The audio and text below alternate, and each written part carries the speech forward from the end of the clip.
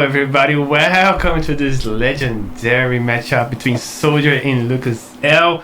I have with me here Shake. He's gonna be doing our main casting. I'm gonna be helping with the technical stuff here, and also we have Robrot's gonna be also help with the commentary. So how are you doing, guys? All good, man. All good. Happy to be here with you guys. I just saw that Lucas's game is live, so I'm gonna try and log in and pause. How are you, Big Robot? I'm fine, Shake. I'm fine. Hyped for the game, the series we will be casting today, and yeah. All right. So, Caverna, we're ready when you are because I've got the game in front of me right now. So yeah. Yeah, I can't find it just yet. Let's refresh. It's good for you. It's called LukasL's game.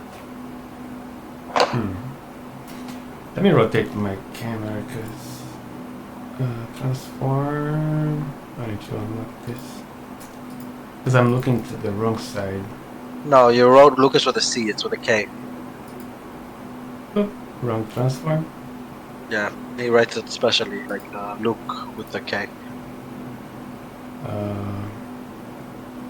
Flip horizontal. That's the one I was looking for. Can anyone edit that for me, please? Thank you very much. Appreciate it. Yes, look at it. K. K is the letter. There we go.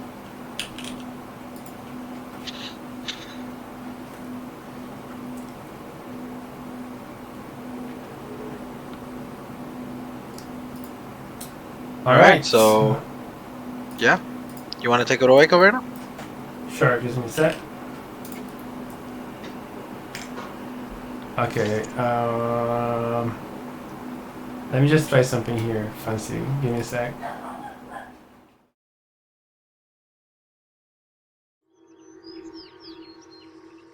Water buffalo graze nearby the traversable river that runs through the fertile Punjabi plains. Across the river, players will find many berry bushes and 2 Udasi temples. In the south, there is a trading route which gently borders the Thar Desert. With densely packed forests and a starting mango grove rickshaw, there will be absolutely no shortage of wood.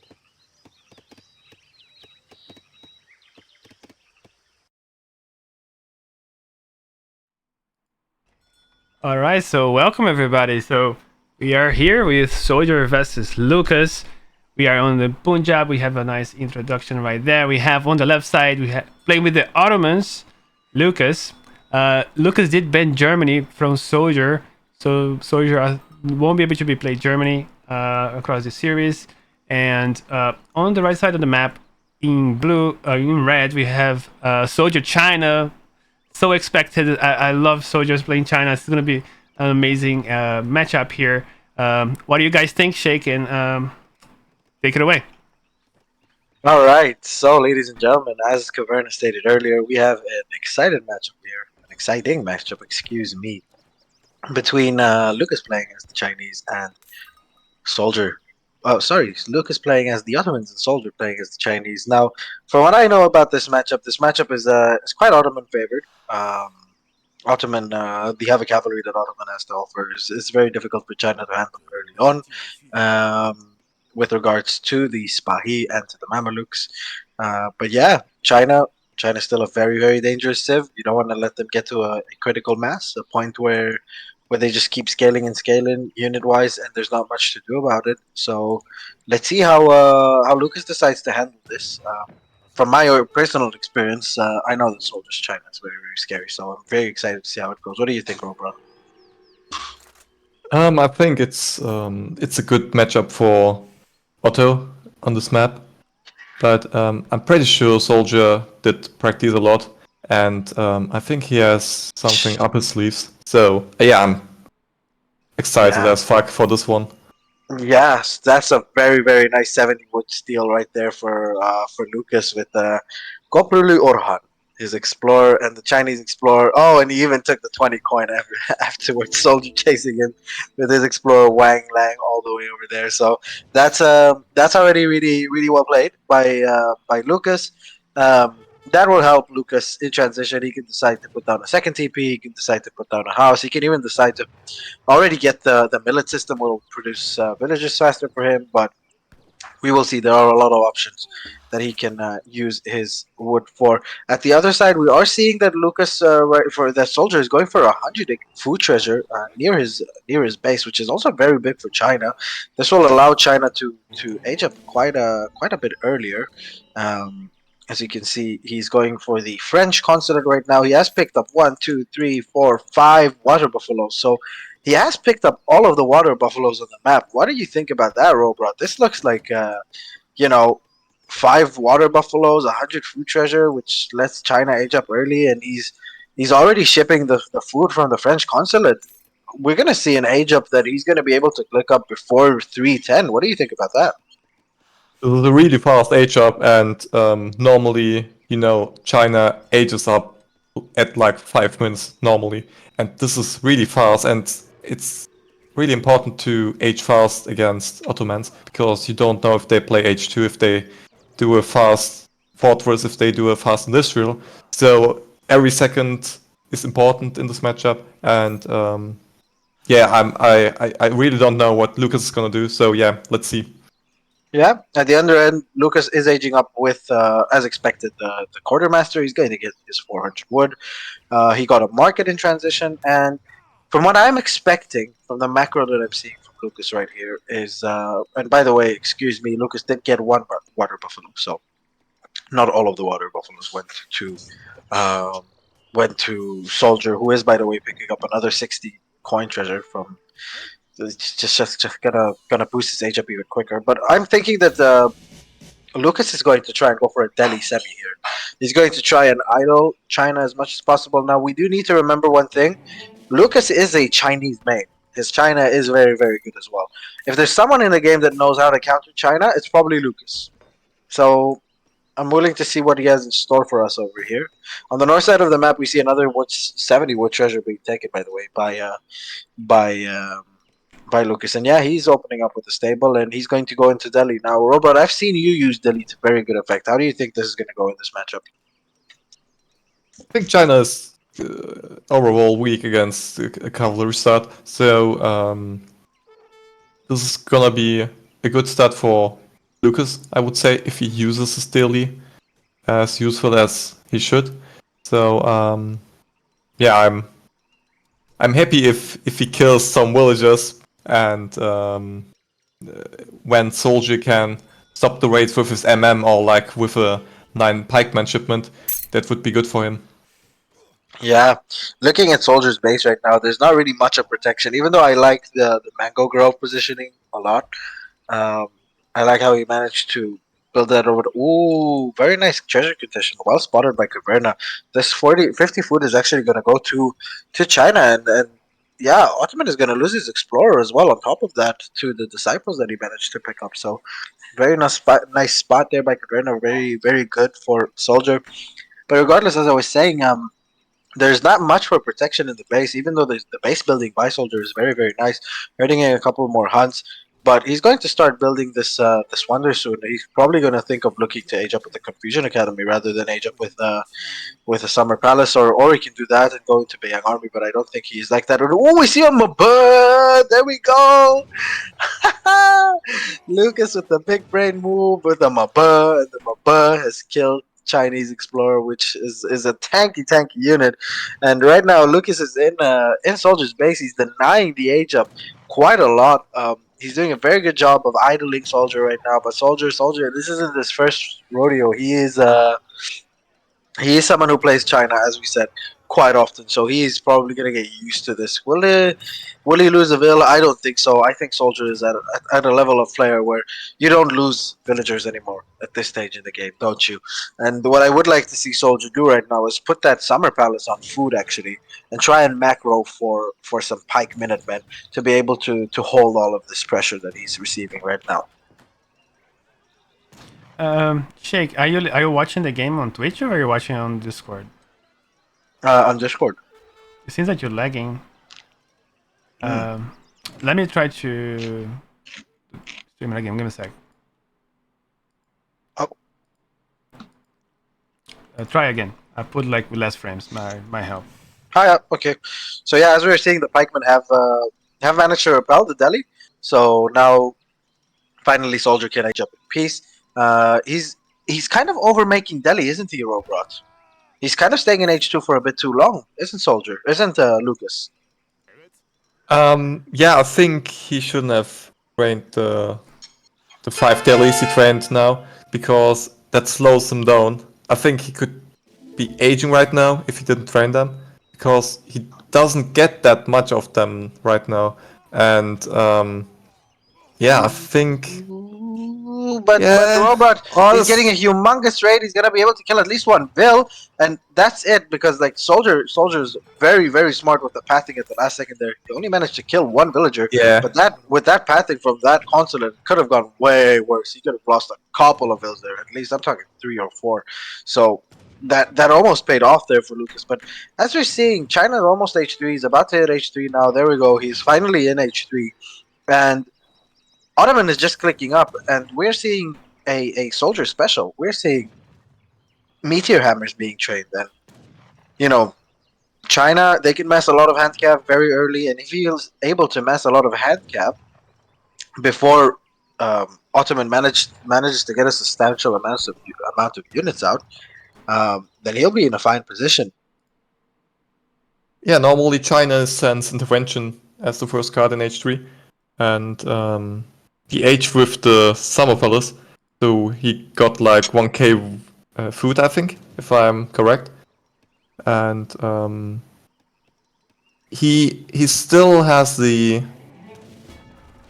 opportunity to do something in this early stage. And yeah, let's see what Lucas is gonna do in H3. He's aging up right now. Yeah, but Lucas is slow aging, isn't he? He's aging up with the scout, so he's aging up for more Delhi. I'm very weirded out by the decision to age up with Delhi here, because you've got a shipment ready. You're macroing exactly for veteran upgrades, whether you decide to go for Janissaries or get veteran Delhi. Don't you want to age up as quickly as possible and ship those early Spahi Yeah, for sure, or for sure. or Falconets or whatever it may be? Like the Yeah. slow age up here is looking like it's actually costing him his entire tempo. The slow aging is playing into Soldier's hands, and I think you could even send 1k wood as auto and just build TCs on the map if he just aged with the phased age up option. Yeah, and we're seeing here some good raiding right now by Soldier, managing to pick off a Vil, but ooh, the Delhi are gonna catch the Meteor Hammers right now, and 2 of them, even 3 of them are gonna get caught. Yeah, 3 Meteor Hammers are gonna go down, and I don't know if one Ottoman Vil is worth 3 Meteor Hammers. It's definitely not worth it. So I would say that Lucas is ahead when it comes to that particular trade, but then again, Lucas again making more and more Delhi. And more and more and more Delhi, and opting not even to get the veterancy upgrade yet. If we can switch to the Ottoman position, I'd be interested to see what he's getting right now, tech wise and shipment wise. He is shipping the 2 Falconets, okay, and he's macroing for Spahi, from what I'm seeing. Does he already have veteran Delhi in, or does he not have veteran Delhi in right now? He does not have veteran yeah. Delhi, so he made another batch of Delhi without getting veteran Delhi. I mean, it's looking tough, because eventually China is going to get to a death ball situation, and he's gonna get so many units out that the Falconets won't really matter. It's already minute 11, and China is on 2 TPs, as we can see. So very smartly, he built the second TP. He knows that the shipments are his way to victory here, and he is also macroing points. So I'm supposing we're going to see a Manchu shipment, and a Manchu shipment here is probably a game-winning shipment, right? We have 8 Delis out on the floor. We've got Spahi that are being macroed for. A Manchu shipment completely negates all of that, especially with those disciplined Changdao out on the field. So right now, I would say Soldier has the upper hand, also in the unit composition and also in the tempo. And there we go. Yeah, we do see the Manchu shipment coming in. What do you think, Robrod? I'm like, Lucas did send 2 Falcons first card, and now he sends 5 Spy. This is a full anti-skirm like unit composition of Otto here, and I think it's so risky. And Soldier is also sending Manchus right now, so I don't know who's gonna win this fight. Oh, I think China's gonna win. This is just like every unit that Soldier has here will counter this, apart from the Falconet, but it's a quite an odd composition and very different. We see Cav Falconet. I never seen that, like especially heavy Cav Falconet. That's really interesting to see. Yeah, this entire composition is basically going to get countered by the Manchus alone, let alone the Changdao that are also going to help. And yeah, the Manchu are going to come in and they're just going to start to go ham. I don't know why he should even back them off because they don't really get affected by the Falconet shots. They can even stand and shoot against the Falconets, and I want to see Lucas even there to try and get on top of those Manchu. He wouldn't even there because the Manchu have a 40% range resist, melee resist, excuse me. So they will absolutely melt any hand cavalry coming their way. But we see a very interesting switch right here. We see a switch into AZAPs. Um, I wholeheartedly disagree with what Lucas is doing here. Why would you decide to transition into AZAPs right now at 13 minutes in the game when you don't even have veteran upgrades? And I can bet you he doesn't even have a single unit upgrade for them in his deck, except for maybe the Janissary upgrade that also affects them. Yeah, So that's one one. of them, yes, yeah. I'm quite confused as to why he didn't decide to at least try and go for a Cav Archer Abus composition, which would have been better. The Abus could have been able to deal very well with the Changdao. The Cav Archer would have been able to deal with any Chinese hand cavalry coming up. He would have nullified the Manchu shipment, and then he would have been able to ship the Spahi comfortably because his opponent is forced to make skirms at this stage. So I would still give the advantage to Soldier right now, especially as we're seeing the intervention. We're seeing a double cap batch coming in. The score isn't in his favor just because of the pure resource cost of the army that Ottoman has right now. But give it a bit of time, and with the double TP income, China is going to completely outscale Ottoman. They're just gonna completely right click, and I don't know if Ottoman's remass will be anywhere near China's remass. Yeah, they've been very passive, both of them, very playing very safe as a first game here. It's really interesting that he's doing like some sort of pike cav composition for China as well, and really sitting his base. What do you think about the gameplay here in terms of both of them being very passive?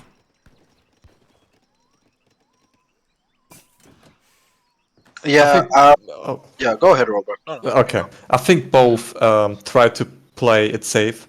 They don't want to rush things. And, if you rush things and get one bad fight, and it would be the first fight in this match, it could end really bad for the player.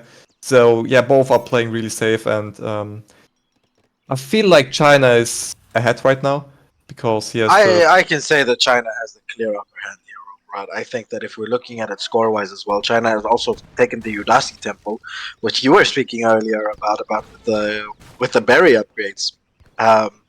Not only are they no, that's the Bhakti one, right? I'm a dumbass, excuse me. But the Udasi Temple will give you access to grenadiers. So the native unit there that you can get is the Chakrams, and they're kind of a grenadier native, and they can be used very well against these Azaps here. Now I don't know if he wants to get them just because of the units or because of the text.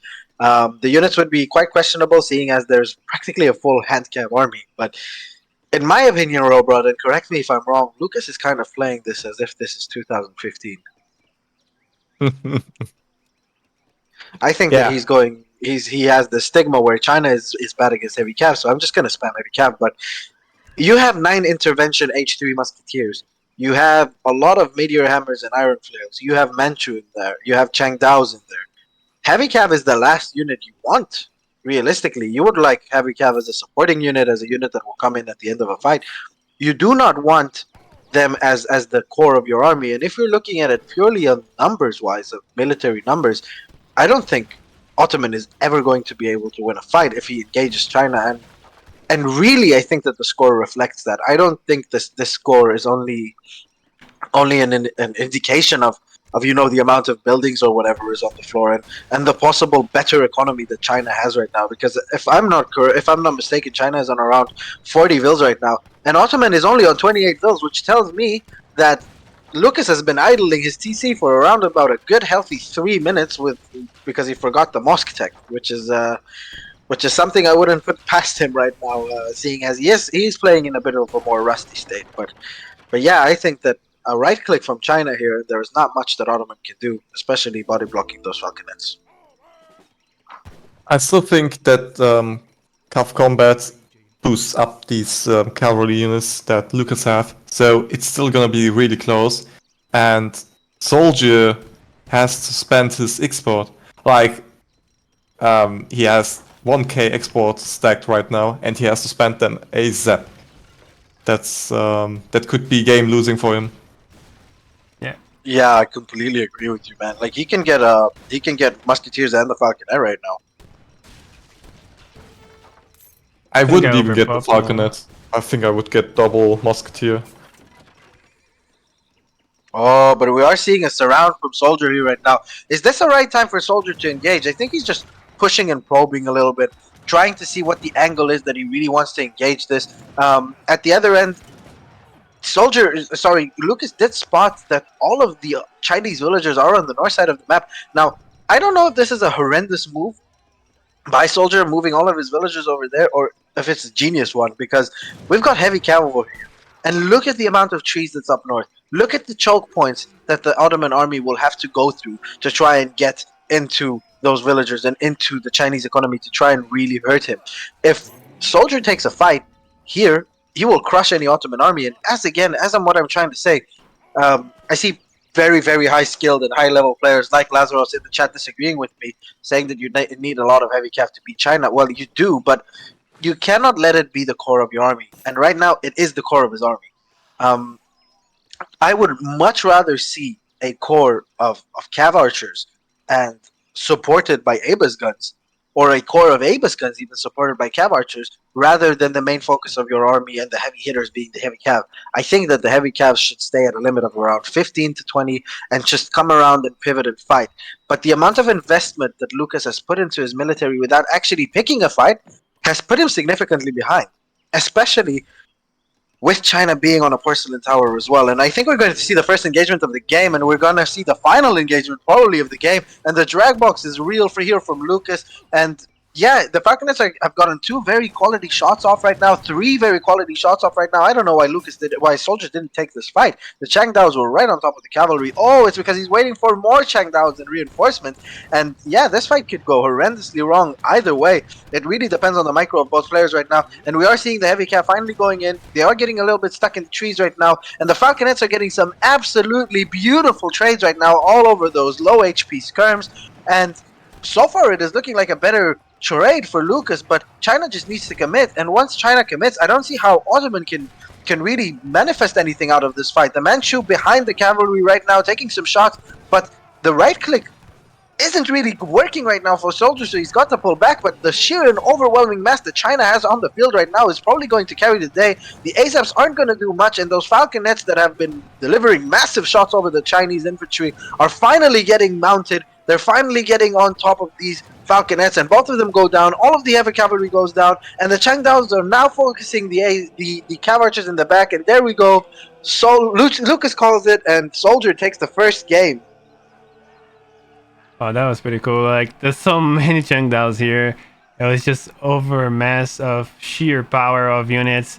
He was on 220 pop and using the trading post, which is a perfect place for fighting for Soldier, because he was getting extra pops here with the disciplined chakram. Let me just go quickly here so they stop screaming for a little bit so it doesn't bleed our ears. And also we got the Manchu and the work. They're still alive, and they took all that cav. And it was just like one fight match. It was super interesting. I was what do you think, Robert? I think the fight was starting so bad for Soldier because I think it was a Z move bug because his units were just standing there and didn't even fight.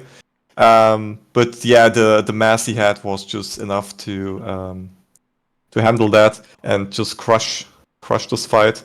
And yeah, GG's. GG. So let's have a quick look at the post game, shall we? So I should be honest, I find so much easier to just look at the graphs. So villager wise, you see very consistent villager production here from him. That was a moment by Lucas idle here that he did forget about upgrading this. So how long did it take? From 1040 to 1240. That's It's 2 actually from minutes. before 1040, Caverna. If you see before he aged, That's the because age Ottoman up, no? doesn't actually make. No. So you Oh have to yeah, go you're even before. correct.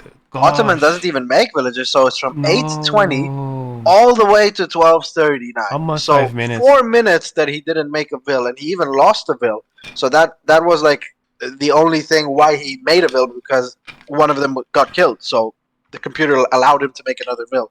But Right. yeah, it was a practical 4 minute idle, and that hurts. That hurts a lot. That hurts Yeah. your economy. That hurts your remass, especially when trying to pick a fight with China. China could trade, and Ottoman can't really trade. Ottoman has to crush.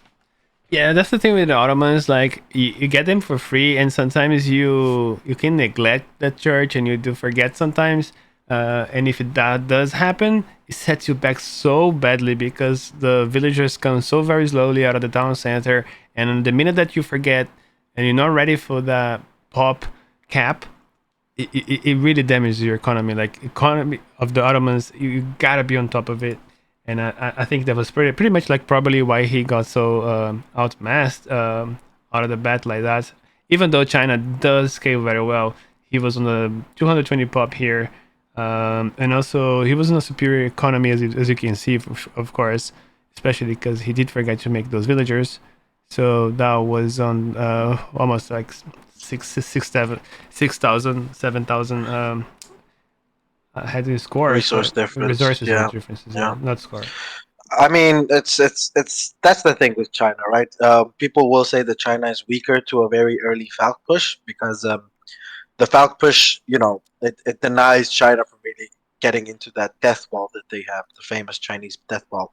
But the way that Lucas played this so passively and slowly felt like he was giving the upper hand to Soldier. It felt like he gave Soldier the time to really do whatever he wants. And as Robrot said, even with the Z move bug, Soldier still got out on top of it because he just had double the mass almost. And if you look at the unit count rather than the population, he just had way more stuff. Military unit count. Yeah, I can't find. I was looking for it. Up. There we go. Oh, Yeah, there we go. yeah. So he Look at he, the he graph. literally had double the stuff. 145 units comparison to Ottoman's. What was it? 72. He literally had double the stuff. Yeah. So you can't even pick a fight. It's because of the Hus. They take so much pop space. They have a horrible pathing because of their big hitbox. That's why it did benefit China, especially in such a small confinement area of battle. That's it, guys. Let's move on to setup of those scores. So.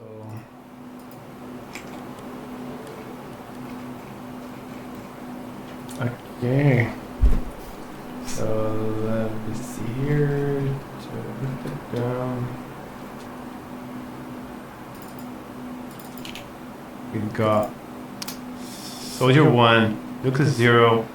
Let me just put some background music quickly here. It's first time using this layout, I'm just trying to figure it out. Let's see. This. There we go.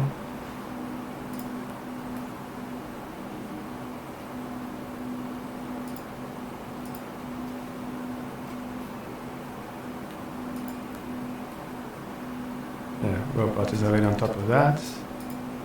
Nice one.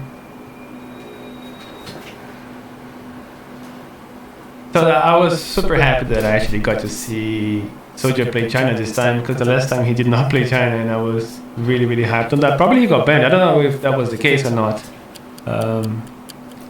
But we did not see his China. I remember I think one of the first players that I really saw playing China to the highest level, and he was like really playing a lot of H2 Chokonu. It was such a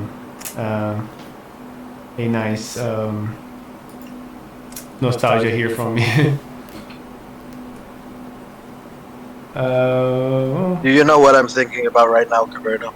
Do you know what makes me love Soldier even more right now? In my imagination, I'm thinking of Soldier playing that game, and as every game starts, he starts off with "Hello YouTube, what is going on?" And throughout the entire tournament game, he is casting his own games just to be able to post it later on. That makes him even that much more of a chat, doesn't it? Your microphone I is a am bit funny, playing Shake. against LukasL. Oh, how come? I don't know. It sounds a little bit weird. Is it better now? It is better now. Yes. All right, great. They say had your a microphone is a bit funny too. Your microphone is with echo. Echo. So there must be We have, something with my one. eco-friendly microphones here. It's a green microphone. Oh, wait a second. Oh. Is it any better now? I did realize something here. I wonder if this got any better. Let me know. No, still the same? Echo. What could it be?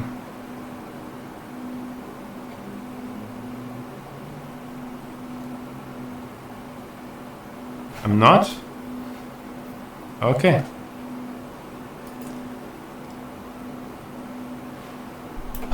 So let me see if these guys are already looking for the game number 2. And we got their game. Let's go, baby. Let's do it. All right, you want to take this one away, or shall I do the honors? You go for it, my friend. Let me just do the map intro here. I kind of like that. All right, let's do it. All right.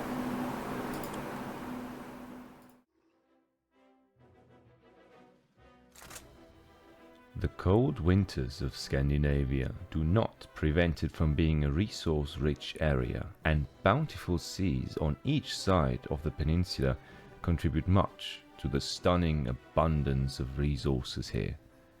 There are always 2 trade routes. They can spawn either along the coasts or behind each player's base.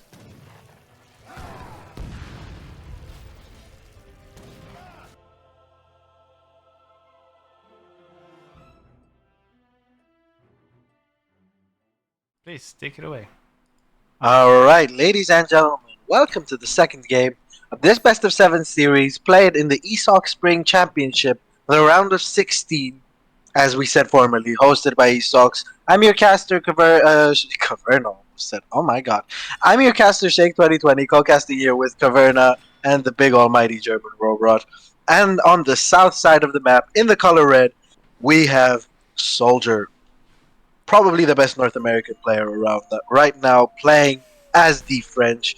And on the north side of the map, we have LukasL in the color blue, playing as the S tier almighty Italians. Now, what are we thinking about this world, bro? I'll let you take this one away. What do you think is going to happen in this game? Because I have my thoughts and they're not pretty.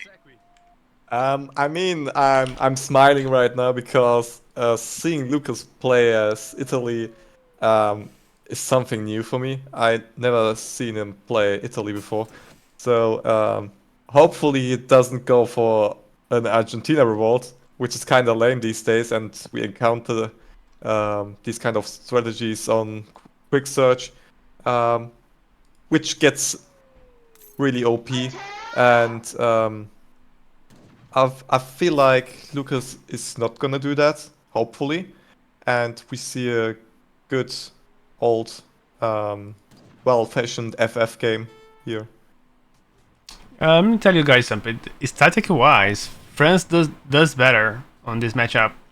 At least with the data that we have, which it isn't much, but it is interesting to know that overall people are doing better with France against Italy. So maybe there is a big chance here for Soldier still against Lucas.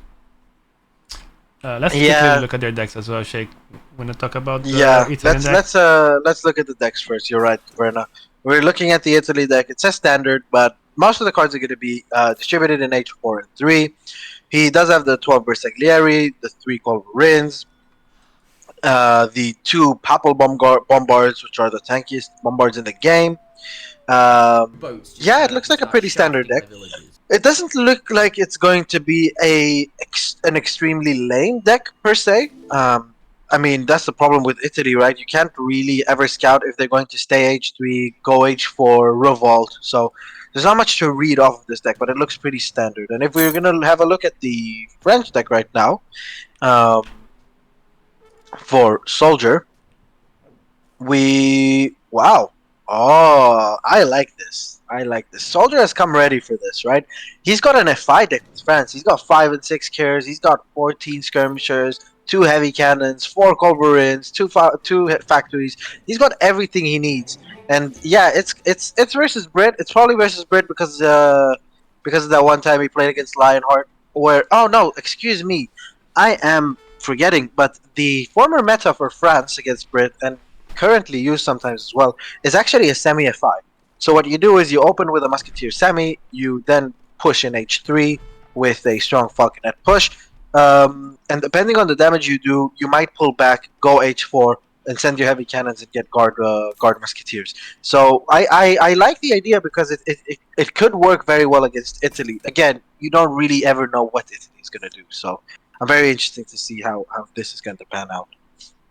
Yeah, I totally agree. Against Italy, maybe put a lot of pressure, do some damage, but age up soon after. Maybe even like a naked FF, completely naked FF. If you see no forward base from Italy, I think it should be fine. And you transform that into you go straight into a almost naked FI here. But let's see what it's gonna do.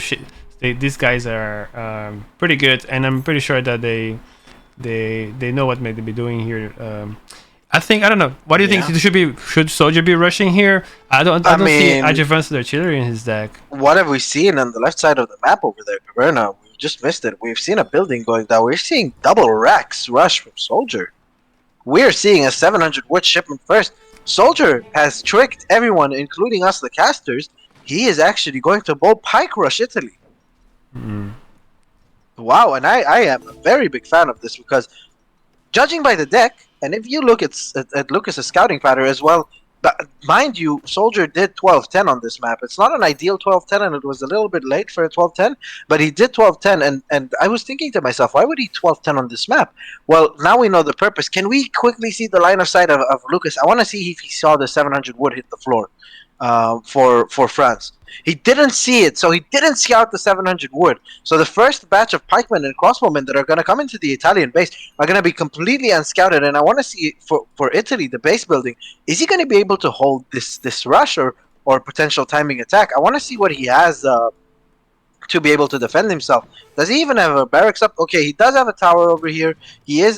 What is this, a second tower, or is it a house being placed by those architects? It's a house being placed by those architects, a basilica, a lombard, but the pikemen are going to go in, and there's not really much protection there. He is going to queue the first batch of musketeers, but if he completes this batch, which he should, he's going to be forced to play in H2. You are not going to hold a bow pike rush with a 5 musk semi. So this is either very big brain or game losing by Soldier. It depends on how much damage he can do in H2. What do you think about this, Robot? Where do you think this is going to go? I think this is really smart played by Soldier. He went for 12-10, and he knows that Italy can age up very fast, so he interrupts that with a pike start, and he will probably take down the TP now, which is really good, and can maybe get some villagers down with the expose. So yeah, I'm kind of expecting still a FF by Lucas here, so that he has a chance and not to have to play in H2 here. Yeah, I think it could be also the case that a little bit of H2 gameplay here from Soldier, then he backs up FF, send 1,000 coin in FI, and then that could be a trouble for Lucas. I mean, people in the comments are saying Italy will hold this very easily. Now, you guys don't know that this isn't a rush right now with what Soldier is doing. Soldier isn't planning on finishing the game here. Soldier is planning on doing a lot of heavy, substantial damage. When eventually he gets this TP down, and there we go, he forced a what is it, an 8 Pavizier shipment from Italy, or is it a 7? I don't know which one it is.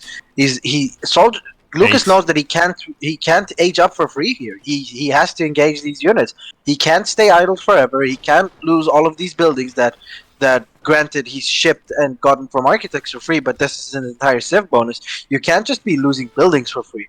And those crossbows that Lucas has, that soldier has, excuse me, will be able to do massive amounts of damage if not addressed. So there we go. We see a very preemptive Minutemen call. We are seeing the crossbows coming in. We are seeing the Italian Explorer being revived as well. And that Explorer is going to snare the entire crossbow mass from France right here. A couple of crossbows going down. Soldier, very good micro. Look at how he microed away that low HP crossbowmen. But sadly, those crossbows are going to be stuck padding-wise in that trading post. And that Explorer is going to be able to once again snare the crossbows. The crossbows are doing a very good job taking down the heavy infantry from Italy out. So even if Italy wants to age up, he won't really have a lot of anti-cap protecting his falconets eventually. And yeah, in overall, this was a very, very nice pop from Lucas. And Lucas is going to comfortably be able to ship his 700 coin right now. And he is going to be able to age up. Those crossbowmen those pikemen, excuse me, did get away. But I'm interested to see, is France going to be aging or is France going to be adding any cavalry? France is already aging behind this. And there we go. And that's what I meant with the big brain play from Soldier here. Soldier has taken down a TP, has taken down a couple of longboards that were in production and building. He has forced a shipment from Italy. So he's taken all of the sting and momentum out of Italy while being able to age relatively for free behind this. And Italy, if Italy wants to age up fast, Italy is going to have to spend a shipment on it, the advanced politician, and he has nowhere near a shipment right now because he had to spend that extra crossbowman shipment on defending his base. Very, very big brain play by Soldier. A classic example of how to pressure someone in H2 and not overcommit. That's exactly true. That's exactly what I was expecting from this matchup, seeing the Soldiers deck, and especially that at this time, had no pressure here from Soldier, he probably would have sent like all these shipment cards here of resource crates, and Lucas will be pretty close for the FI button here, for the H4 button. And I mean, it goes to show that sometimes you do need to put pressure, especially against Italy. I think that's a great strategy he's going for. I don't know about the double barracks. I was a little bit like, maybe he's overcommitting to this, but he just proved us wrong, and it was really clever what he did there. And also, the Dino, the TP, almost took the Basilica, that would be huge, and that's forced another whole shipment here for the Pavisios, as we already said. Yep, we are seeing Soldier transition into Skirmishers and Dragoons. He is also shipping 1,000 coin as his first shipment in H3, so I'm wondering what he's thinking of doing with that 1,000 coin. I don't think it's looking like a macro for an H4. I think he's going to continue to mass these units. Now, I don't know how effective a Skirm competition is going to be against an H4 Italy, because from what I'm seeing, this is the intention from Italy right now. If we're going to look at Italy's macro really quickly, it's looking like he wants to go to H4. If we can look at the macro 1 second, Caverna, for Lucas. Yeah, there we go. He is macroing for an H4 right now.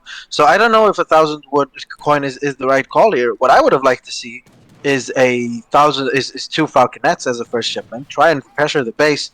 Followed up with 1,000 wood.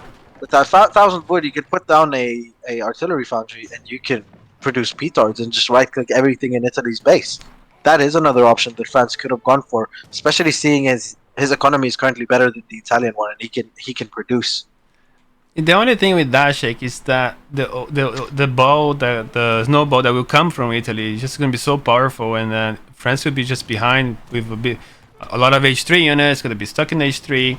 And he just have a perfect deck to go to an H4 here. So to be honest, I do like what he's doing here, but he's decided to stay in H3. So I'm not sure. That's what I'm saying. Yeah, you're right. That's what I'm saying. He decided to stay in H3 rather than age up. And if you're already gonna decide to stay in H3, I don't know how smart spending the 1,000 coin is on units. Rather, I would have liked to see the woods being spent on units and eventually still holding the door open for shipping 1,000 coin and going H4 at any given moment. That's what I would have preferred, but we are going to see a very big cursor switch. But as we all know, Italy, when they age up to H4, they get the Papal Guards, and those units are probably the best melee anti-cav units in the game, and I don't know how much damage those cuirassiers are going to be able to do. So yeah, Papal Guards, if we look at their statistics, 19 hook attack, 19 hand attack, 3.5 multipliers against cavalry, 300 HP, 300, ladies and gentlemen. You've heard it right. They have an ability to deflect damage from their opponents and from their the other units around them, from themselves. But Soldier is gonna say, "I don't care about your Papal Guards and I don't care about your hooks. I'm gonna go right in." And there we go. He's smashing in the Cuirassiers and the Pikemen, and the Skirmishers are going to try and focus down the Papal Guards. He's got a lot of Cuirassiers actually coming from the back. I think it's a 5 batch that's coming in for support right now. Those Cuirassiers are going to smash right onto those crossbows, but that Italian Explorer is tanking so much damage right now, and those Dragoons are in the range of the Papal Guards, and the Papal Guards are just smacking through all of the cavalry right now, while the Italian crossbowmen are doing damage of their own. 2 Papal Bombards are coming in right now, and those skirmishers are in such a vulnerable position behind it. Lucas right now floating almost 2,000 resources. Imagine if he would have just bought a little bit of wood, try and get out those Papal Lancers from his Basilica. But then again, I forgot, Shake, you dum-dum, wake up. The Basilica is down. Very nice by Soldier. But the skirmishers are going to come in. And once the Papal Bombards are in, I don't know what France is going to be able to do anymore. If France is somehow going to be able to surprise us and go H4 behind this, I would say he has a chance. But damn, this is looking really, really bad for him at the moment. Yeah, he is shipping Dragoons. I don't know if that's the shipment you really want to send against so many of the best H4 skirmishers in the game. And yeah, oh, we see another reinforcing batch of Cuirassiers coming in, Caverna, and the Cuirassiers are going to start looking for the Papal Bombards, and they're going to find the Papal Bombards, and there's nothing defending them except for skirmishers, and the Papal Bombards are going to be able to go down to the Cuirassiers. One Cuirassier will go down, but the splash damage on those Cuirassiers is going to do a hell of a lot of damage to those Bombards. One other Cuirassiers goes down, but there we go, the Bombards are finally going down. Caverna has managed to trade 3 Cuirassiers for 2 Papal Bombards, and the Bombards are down. Wow, Soldier keeps surprising us with another twist in this game. Wow, that's huge for him, because that's the big pressure there. Now he's gonna be forced into maybe sending factories, and then so he can actually get them back. That's the only way he's gonna get any more of those. But he's sending 12 of the Berserklers, which also is a very good unit. Auto micros for you, especially after you send, I think, one of these 2 cards here.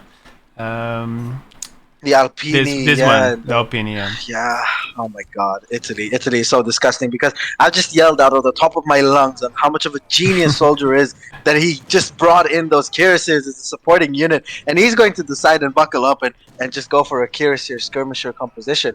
And I'm going to tone it down a bit, because my wife almost gave me a punch because I'm waking up our daughter, so I'm gonna I'm gonna keep it, try and get it a bit more down. But yeah, we see guard pikemen coming in for Italy right now. I don't know if I like guard pikemen against Cuirassiers, especially if the Cuirassiers manage to get the cavalry combat in, or the cavalry cuirass. They're going to be able to do a lot of damage. But what do we see here from France, Caverna? Those falconets, yeah.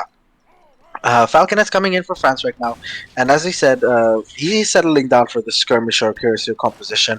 I like it. If we can look at the scores right now, Italy is a very heavily overscoring civ. So the fact that France is keeping this somewhat close, even while being an age behind, is indicating that the French economy A is way better, and B, that the French unit mass is actually way healthier than the Italian one. If there's a player that I really wholeheartedly trust to be able to come back from this position, even though he shouldn't theoretically be behind, but if there is a player that can come back from the score deficit at least, and I would say I have trust in winning this game, it is Big Soldier. Just quickly look at his base, see if there's anything fancy going on over there. No, actually, advance to the arsenal. Or arsenal, just say. Advance to the arsenal is the shipments. What Italy's up to? So, did he actually research Bike himself? Or it was a card that he sent? Which one? He researched Bike, right? Yeah, he did research the guard pikeman. I mean, he does have the macro coming in, because as we lest we forget, it is a DE civ. So DE civs have these shenanigans like Lombards that can even out your macro whenever you want. So macroing for the guard pikeman wasn't really difficult, and we're seeing him just cockroaching his base behind, and every time Soldier takes down a building and he's thinking he's making any leeway and progress into the Italian base, there's more and more and more buildings coming back. But sadly enough for Lucas, the map has an edge, so he can't continue building all that much. Now we are seeing the 3 Culverin shipments being shipped. That should be really, really good for him. That will obviously be able to deal with the 2 Falconet shipments that France has sent. But yeah, his villagers are all being forced to macro onto wood. There is no real resources except for that coin mine to the north available to him, and and Soldier is constantly poking with those cuirassiers to try and pick off any idle fills over there.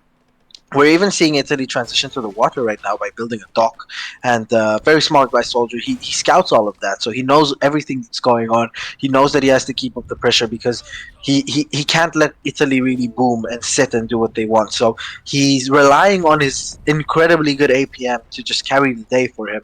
And yeah, ooh, the three Culverins come in and they actually take down a Falconet, and another Falconet is at half HP, trying to back off, trying to survive to fight another day and live and maybe get a juicy shot off on those Bersaglieri, and he does manage to get away here. But the longer this goes on, and the longer Italy manages to stay H4, it's looking tougher and tougher for France, doesn't it? What about you, Robert? What do you think? We haven't heard your amazing German voice in a while. I think it's looking pretty rough right now for Soldier because he's an H3 and Lucas is an H4, and he has the guard pikes, which are really cost effective and will pay off against the cuirassiers. And he has probably the best skirmisher in the game, which are also really fast. So I think it looks very rough for Soldier, but maybe he can turn it around. Maybe. I love co-casting with Robert. Robert is like that retired pro football player that comes onto the panel every time there's a Euros or a World Cup and gives amazing information. Thank you, Robert. That was very insightful of you. Absolutely. But anyways, I'm with you on that boat, man. I'm not seeing a way back for France, even though, as we said, the score isn't indicating that he's that far behind, especially against an H4 opponent, especially against an overscoring Italy, and sadly he just is, because how are you going to handle this pike composition? But ladies and gentlemen, we are seeing cav damage, we are seeing cav cuirass, we probably already have cav combat on those juicy cuirassiers, which we do, and we have cav HP.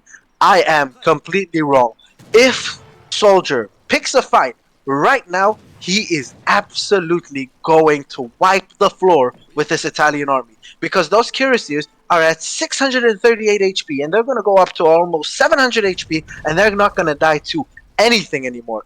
And no H4 pikeman is going to be able to damage these very tanky and beefy cuirassiers. And there we go, ladies and gentlemen. We are going to see the engagement. We are going to see the skirmishers try and pick off as many pikemen as they can before the big engagement. But finally, Soldier has decided to crush it all in, and look at the splash damage that those cuirassiers are doing. A couple of cuirassiers managed to squeeze onto the back, onto the Bersaglieris, and these pikemen are dropping like flies. They're all falling like comedy actors in California. Ladies and gentlemen, the entire Italian mass has been wiped on the Scandinavian cold, harsh plateau, and France is marching on with the cuirassiers in the spirit of Napoleon, and the entire Italian mass is dwindling, and Soldier is going to pull it off again. He's going to do the same thing he did last game, and yes, the Papal Lancers are going to come in right now, but does it even really matter, because the cuirassier big boys have already asserted their dominance on Scandinavia.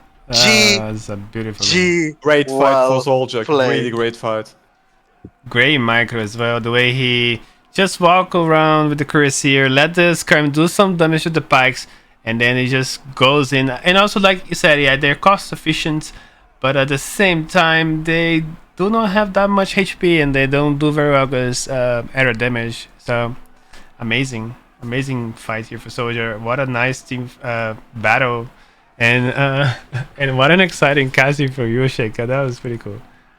Oh my god, dude, you don't know how much I love Soldier and Lucas. Like, both of these players, this is like This I like the younger preteen version of me that used to watch these guys play in professional tournaments. Just being able to cast their games is just an honor in by itself. So I'm so happy, and especially the other day I played a lobby game against Lazarus where I did the same thing to my cursors and decided, you know what, I'm just gonna smack them full anti-cav, and it worked. And every time you see a splash damage unit do splash damage unit things, your nerdgasm gets a little bit harder. Look at that graph.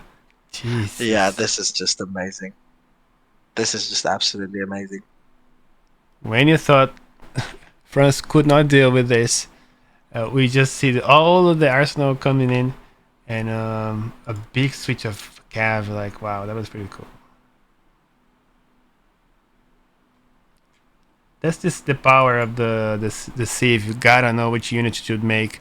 Sometimes he could have done hussars. It's just a unit that every other sieve has, but you go for the couriers here. They're more expensive, but your army just becomes so much more valuable in the fight that you win the big fight. You bring your opponent down, and sometimes there's no coming back. For like at this point, there's no coming back. So yeah. Awesome, really awesome fight. And yeah, if you look at the statistics on this Cuirassiers, mind you, Caverna, Cuirassiers start off with 511 HP and 30 attack, and look at them now. 37 attack, And 680. 680 HP. Absolute monsters. Well Look played. at this baby's here, 1050 HP, I don't want to look at Italian units. 45 damage. Don't. Let's not get into it. Let's just admire the French ones, please, Caverna. Let's stick to the units. We all love, not to the ears. So currently, we do have to give props to Lucas as well for deciding to go the gentleman road and not actually revolt into Argentina and lame everybody. So we have to give him his flowers for that. And yeah, Soldier currently with 2 non-DE civs with China and France taking 2 games, and it's looking like the ball is solidly in his court. What are you thinking, Robot and Caverna?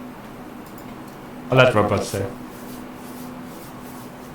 I feel like Lucas. I mean, I probably would say Soldier is playing a lot more than Lucas the last days and weeks. So I think Soldier did unrust himself and plays really well this series. And I hope that Lucas can perform better the next games, so we get maybe more exciting games to watch. I mean, they are already really exciting. They are close till the one big fight, but I would love to see Lucas winning the next game to make it even more exciting. Alright, so I'm just gonna... We got our games, so let's go into the map introduction, and I'll get you guys in a second.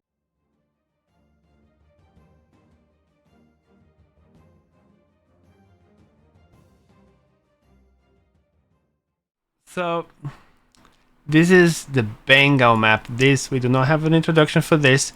However, Shake or let Robot introduce us to the mapping to the players, please. Welcome, guys. This is the 3rd game of the series between Soldier and Lucas. We are on the map Bengal, and Lucas is playing as the Aztecs and picking up a 40 wood treasure. And Soldier on the other side is playing as the Brits in the color red. And yeah, let's see what happens this game. What about this map, Shake? Can you talk about Bengal for us? Oof, Bengal. Livestock, no TP. When you think of no TP maps and you think of tournament settings, you think of Aztec. And when you think of Aztec, for years and years and years, people would have been thinking about Lucas. Lucas's Aztec is a scary monster, and I think Robot could back me up on this claim. I would say that Lucas is in his prime. His scariest civilization was Aztec. So I think Soldier is going to have his hands full with this one. Now, we did see last round, Soldier did take a victory with Brit on Painted Desert. But the big difference between those maps is I don't really get why Soldier picked Brit on this map, because the hunts are really spread out and they're relatively low yield-wise. This isn't a map like Painted Desert where you can herd in 3 buffalo herds in the beginning of the game into your base and just be fine. This map is much tougher to get hunts access, and I think that if there's any time for Lucas to get back into the series, it's this game. So the counter system, so far we had So on the previous match, so if was that the case that Brits picked first here, right? Or was the previous one? So Soldier won the first one. So Lucas now counter pick. So now that's Soldier counter picking now. Is that correct? No, so Soldier won the first game, and because he won the first game, he had to pick first in the second game.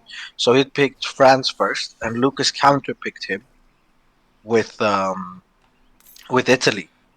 And now, because Soldier won again, that doesn't really matter. But it's a rotating pick. So Lucas picked first Aztec, and actually Soldier counter picked him with Brit.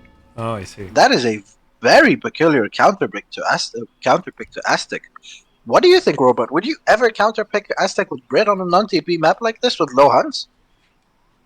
I think I wouldn't counterpick them on this map, but we have to think about Soldier's thought about that. Like, he probably thought like, okay, he's gonna play Aztecs, I have to play a Civ that it's kinda good against Aztecs and which I should play at my best level. And I think he just chose Brits because of that. And personally, I wouldn't play Brits on this map. You're totally right. Actually, the stats for this on the 1900 plus, Brits is on against the Aztecs is on a 65% win rate. So you got the that's huge. Bhakti temple. Are the nats any good, Shake? Oh, Bhakti, there we go, finally. Crab and Robert were talking about the Bhakti today. The Bhakti gives you a tech that busts, oh my god. Busts, English is a very tough language sometimes. Buffs, there we go, that's the correct word. It buffs your gather rate on berries. By 40%. By 40%. Yeah. So the base gather rate is 0.67.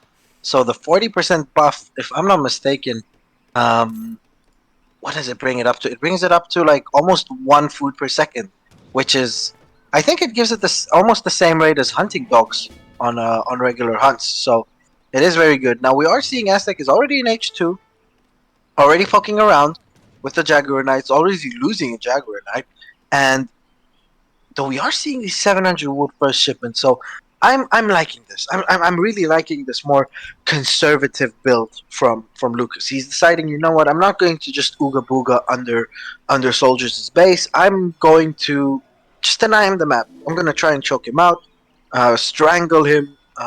Obviously not literally, but game. I'm going to try and make him run out and try and push my base, where I can pick a fight, take something advantageous, possibly under two war huts, with more units and the ability to pop something under him. And so far, it's looking very good because Soldier hasn't really been very proactive on the map in herding a lot of hunts to his base. He's got a lot of corpses of animals, a lot of cadavers on the floor, but does he really have any new fresh hunts coming in from any side? It doesn't look like it, except for that one on the side, but hasn't really started working on it yet. So I'm interested to see what. From there, look how far away they are. Yeah, it's not looking nice for him, is it? But wait a minute, am I seeing this right? I'm not seeing a forward base for Aztec. No, that isn't one. No, there isn't. Can we see Aztec's base? Taking this hunt in the middle away from him. Can we look at Aztec's base 1 second? What he's actually doing? Let me switch decks here. This is a bait, Caverna. This is a bait. He went for a warrior priest boom, and he's gonna H to H3 behind this. He's on 6 gatherers. Yeah, he's already on 6 warrior priests. He's dancing for warrior priests as well. He's probably gonna get all the way up to 10. Now he's shipping villagers. I don't know why villagers. Probably you want to be shipping coin at this stage, unless you want to make more and more coyote to keep harassing, to keep this idea of a forward base in your opponent's head. But yeah, this is a nice bait by Lucas, because as we said, this is a non-TP map. 10 warrior priests generate as much as like, what is it, 3 or 4 TPs. So Aztecs could be just rocketing shipments out of his deck, while Brit is going to be all stuck in his base without any hunts. And the more Brit waits, the more the hunts are going to run away from its base. So the psychological game by Lucas here is very, very strong. But you will have to excuse me because I will have to leave the stream for 5 minutes. So you boys just take over, and I will be right back. Sure. What when you're talking about this tech here, you said berry bush, but there is no berries on this map, Robrot. Is that something that I'm missing? No, there are berry bushes, but only in base, and I think it's only 1 or 2. So yeah, it's not the best map for berry rush, if I can say that. Oh, I see. But I mean, I probably still would get the tag for 2 bushes, and yeah, as we see, Soldier has to go for the hunts out of his town center, so it's gonna be a hard time. And Lucas is already ahead in score, which you don't see most likely when you play against Brits. Yeah, and he's walling. Yeah. Okay. But he's really out of hunts, and I'm really concerned for Soldier here. Once I think don't know if he spotted this. Let's have a look into his perspective. This is gonna be huge, and he doesn't see it. The only hunts is right down the middle here, and he thinks Aztec's base is right here, so he's not going forward. He's gonna get trapped here with if he's not careful. And he's still gonna be able to come right down that corner. Yeah, that's the thing. Like he doesn't really know what's happening outside his base. Onto the other side of the map, we have Lucas sending the coin finally with 2,000 food here. Are you gonna go like on an Fi or something? Because there's so much food. It's overflowing, or he can even. That could happen. Yeah. That could, right? Because he already has all the resources. He's even cancel the coin. And He has a pretty good economy right now. He's aging up with the Elder. And finish his probably 10, yeah. He already finished his Priest Boom here. That's looking pretty good for Aztec setup. I think if there's a game that Lucas can take from Soldier, that's probably the right one over here. When you age up with the Elder, what do you get? This looks like isn't this a fast age up? I don't think it is.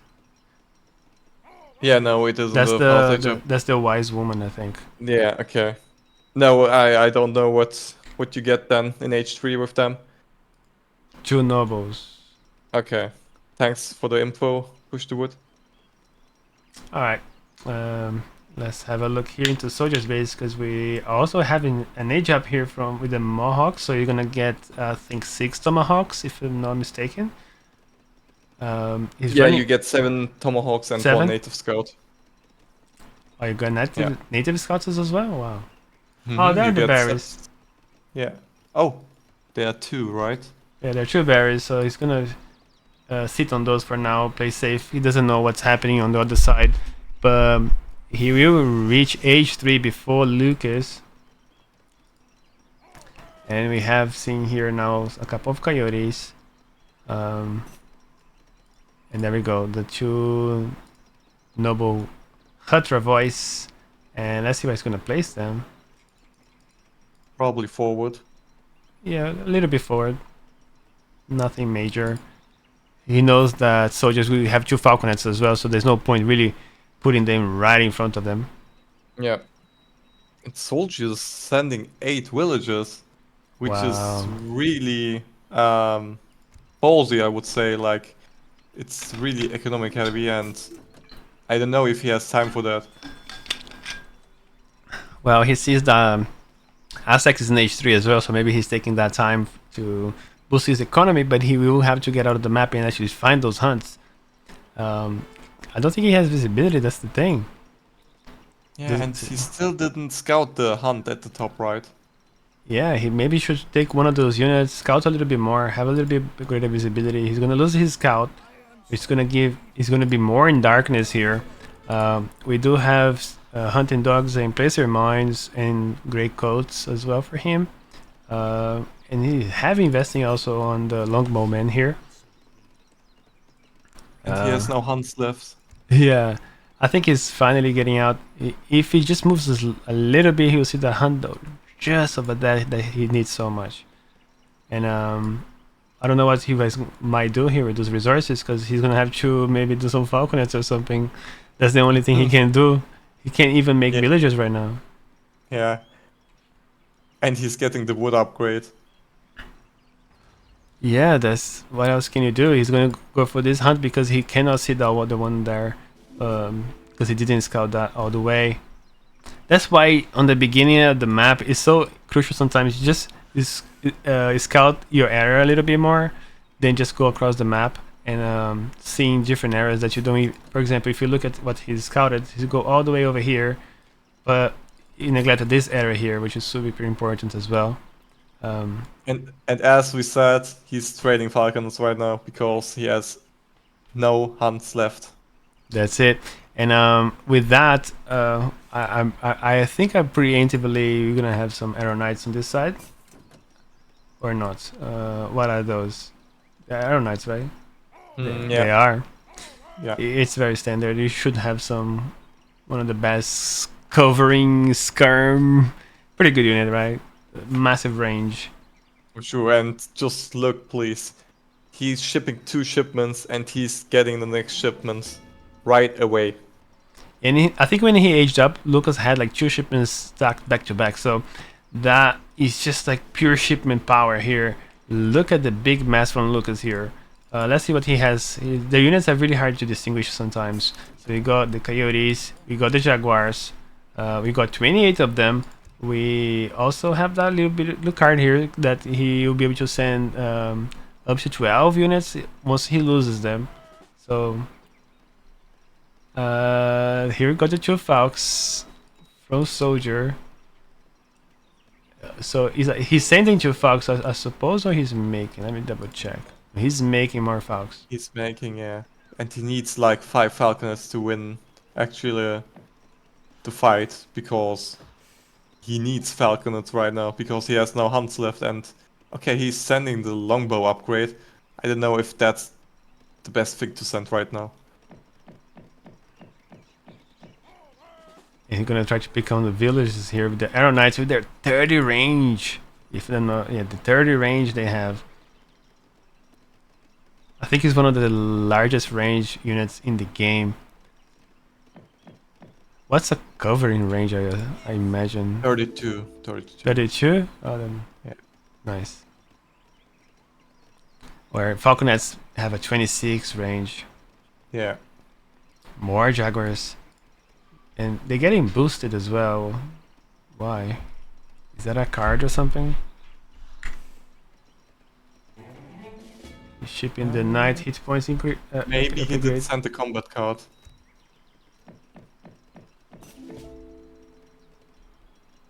So he has the all knights hit points increased, and now I also have the. Wait, oh, this is attack and this is HP. So you're gonna have your first engagement over here. And the war chief also boosts them. Oh, I see. That's why then. Probably with the age up. Okay, this looks very rough for soldier, not gonna lie. Oh, and yeah. this doesn't look like a good fight for soldier at all. And I don't see Brits winning this fight because it's all melee against like all crossbows as well. Yeah, and I think he's gonna call GG. I think Shake was right on point when he said about the map itself. I think the matchup is good for Brits. It's just the map doesn't cut it because you're gonna get running out of hunts. Either if you stay in your base in H2, or if you, like in this case, he went to an H3 gameplay, you still get starved and you have so many villagers and you cannot use them because you just don't have the hunts. And if you just transition to meals, is already denying your hunting dogs, or maybe your steel traps if you already upgraded them, and you're just throwing all those resources, all the investment in your economy, you just go down to the trash, and you have to start over with Mills, and he just doesn't cut it in there in a supremacy game, and Lucas finally just take this win here. Yeah, I think this was just a safe win because Brits couldn't do really a lot here in this game, and Lucas did really well playing the fake game where he went for the 3 jugs in H2 and made Soldier think that he would rush him, but he wasn't doing that at all. He was just going for a Warrior Priest Boom, which paid off and did win him the game, actually. Yeah, you can see the big shipments here. Both of them shipped the villagers as well. How much you got from Lucas here? 32 to... So they got shipped Soldier, 8 as well. They both shipped 8. Yeah. Very nice. Exactly. But you can see longbows don't do well. Like they're more like you need something else to back them up, and you have to have a bigger mass. And then the longbows they do a good job, but I think against Aztecs longbows, it just aren't great. It's really hard to micro, and the moment that you're struggling, especially with Jaguar Prowl Knights, fully upgraded in H3, demolishing your musketeers, and then once you just only have longbows, you just melt. And he was forced into Falconet, so that's pretty much how he went onto this matchup here. Yeah, if you just look at the military count at the end, at the ending fight, it's just clearly which unit comp was the better one. Yeah, 100%. And the resources gathered, it was neck to neck. There wasn't much of a greater boom from the Brits. Brits had to come out of his base. He had to scout a little bit more. His explorer was dealing in a fight over here. I think that was detrimental for Soldier because he didn't get to scout the hunts that was on the top, and also he didn't actually see the forward base. He missed that part. And did I say Brit's favorite? Yes, it is a Brit favorite statistics wise, according to the data that we have. Yes, it is. But I think it's just the map. It wasn't very favorable for Brits here, therefore, yeah. But no, it wasn't favorable at all for Brits. This map is probably one of the worst maps for Brits because it doesn't have any hunts that you can maintain Brit heavy unit composition at all. Correct. All right, I'm back. I'll ask for your excuses for having to hop off for that short amount of time. I had something I had to tend to, but I was able to watch the conclusion of the game through my phone, and it was clear that at that point when Brit was just deprived of the map, right, it wouldn't go any other way but Aztec's way. Also, I feel like we hype up Soldier where he deserves to be hyped up, and I also feel like we have to point out as casters where I think personally that he did mistakes in the game that probably lost him the game. He had to scout more. He just assumed that there was a forward base because he saw the early age up, because he saw the big button coming in. He assumed that there was going to be a forward base, and he assumed that he was going to get pushed in his base, and the scouting was just subpar. And as I said before, Lucas, if there was any civ in the game and on any occasion in the game that he had a chance of coming back into the series, it was on this particular map with no TP, with Aztec, and I'm excited because now we've got a 2-1. The series is extended for 3 more games at least, and I'm happy, and I'm really, really happy. Yeah. Give me a sec, I'm just putting the score. I got it wrong. That's the third game here. It just happened. I just give the victory here for Lucas on this one. Do you guys remember the second matchup? It was... Can you guys help me? It was Soldier played France. The first matchup was Ottoman for Lucas versus China for Soldier. The second matchup was Italy for Lucas and France for Soldier, and now the third matchup was Brit for Soldier and Aztec for Lucas. There we go, beautiful. Thank you very much. So we're gonna hop into their third game now. So let's look for their match.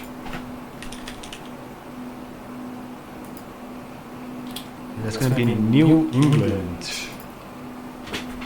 Mate.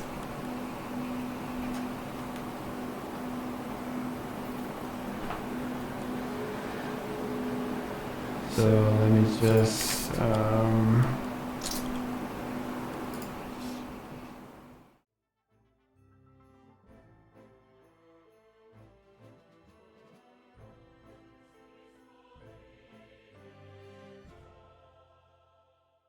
away.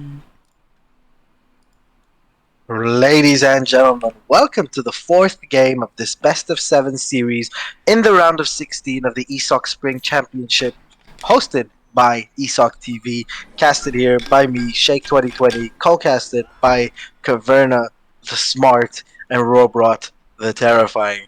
And on the south side of the map of this beautiful classic map, New England, in the color blue, we have LukasL playing as the Japanese. And on the north side of the map, his opponent, one of the biggest content creators and one of the absolute living legends of this game, playing in the color red as the Spanish.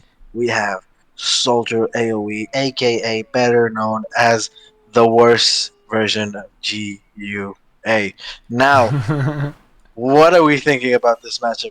I am thinking that this is a completely one-sided matchup for Spain here. The tempo, the short distances on the map, the big treasures on the left side. The Spanish explorer can just go straight to work out with the dog. I think this is clearly one-sided on one side. Well, let's say the specialist, Mr. Spanish Robot. Well, yeah. Spaniard.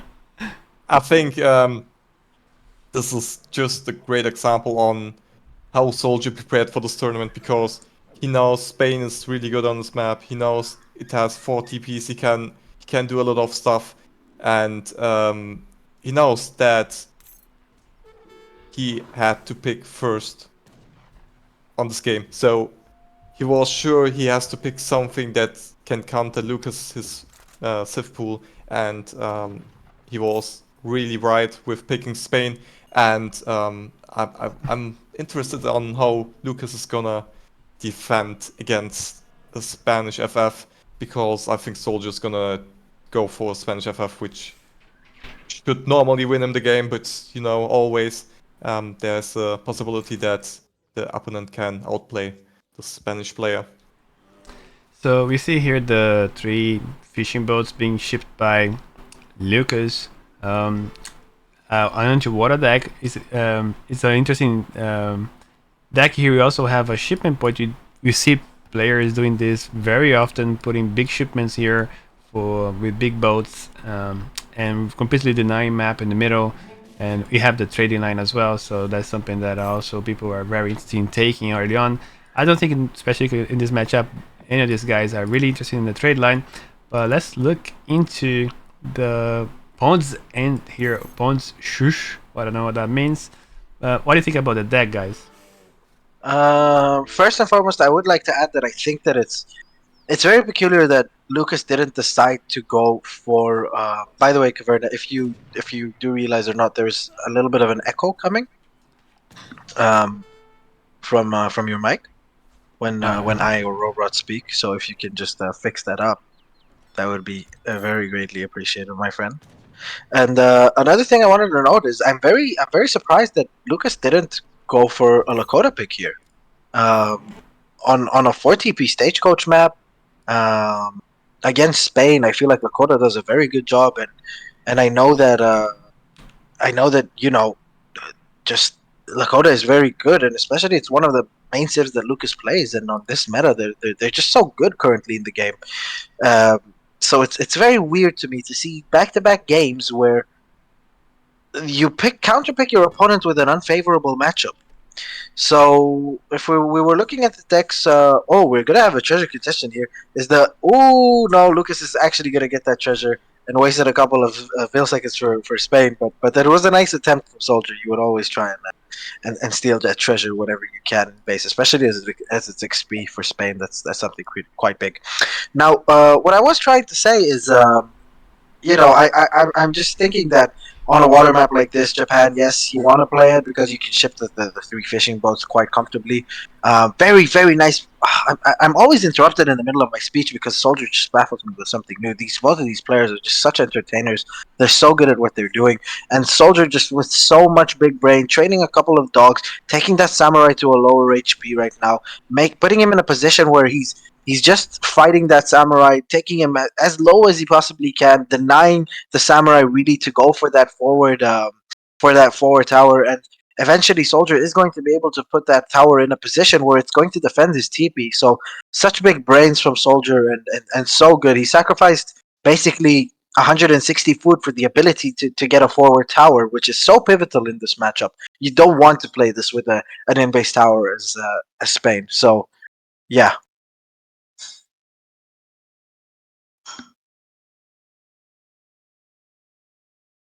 I think this looks. He protected his TP with the dogs, which killed the samurai, if I'm not mistaken, or maybe he just went back with the samurai, but he still protected it, and that's crucial as Spain because you want as much XP as possible.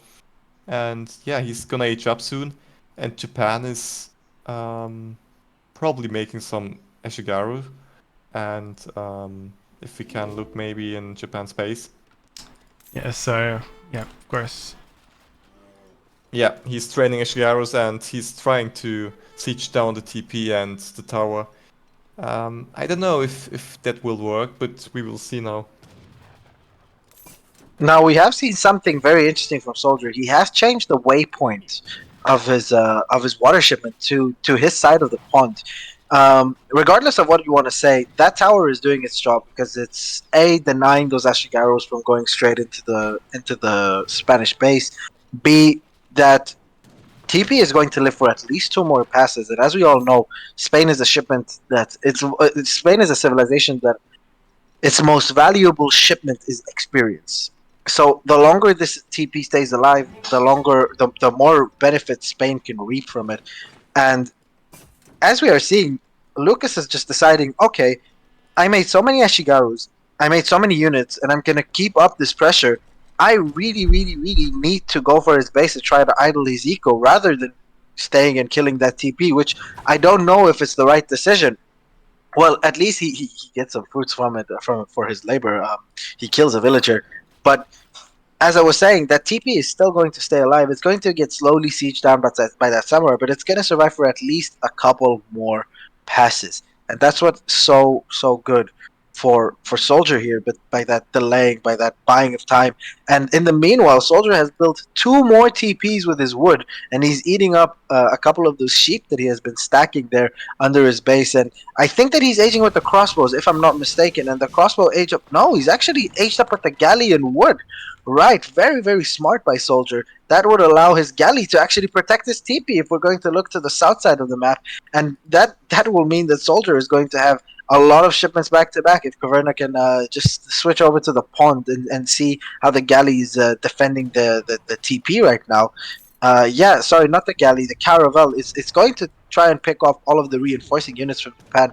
But currently, the big question for Soldier is, well, you've got so many Ashigaru Musketeers in your base. How are you going to defend those Falconets? You're going to need a very big Minutemen pop. You're going to need dogs, and you're going to need your Musketeers to do everything in their power to try and defend those Falconets right now. Those Falconets are unpacking, and they're going to get a couple of shots off, and there we go. They get the first shot off. The Ashigarus were not all together, so they couldn't really collapse on those Falconets, and ooh, what a big shot by that one Falconet, taking down 4 Ashigarus in one shot. Wow, that was a very, very big shot, and yeah, danger averted for Spain. Now he's got he doesn't have a substantial mass defending his falconets, so it would be difficult for him to push out. And we see the two galleys being shipped right now for Japan right into the pond, and they're going to take down the caravel. And if Japan is awake, he can actually take a pop shot off on those falconets. But no, the falconets just move out of range. And look at this micro by Soldier. Look at this absolute beautiful micro. Shoot and go back and shoot and go back and shoot and go back. And he's basically demolished the entire Japanese H2 mass just with those two falconets. Wow. Really Wow, great wow, shots. wow. Really great shots. Phenomenal shots. Wow.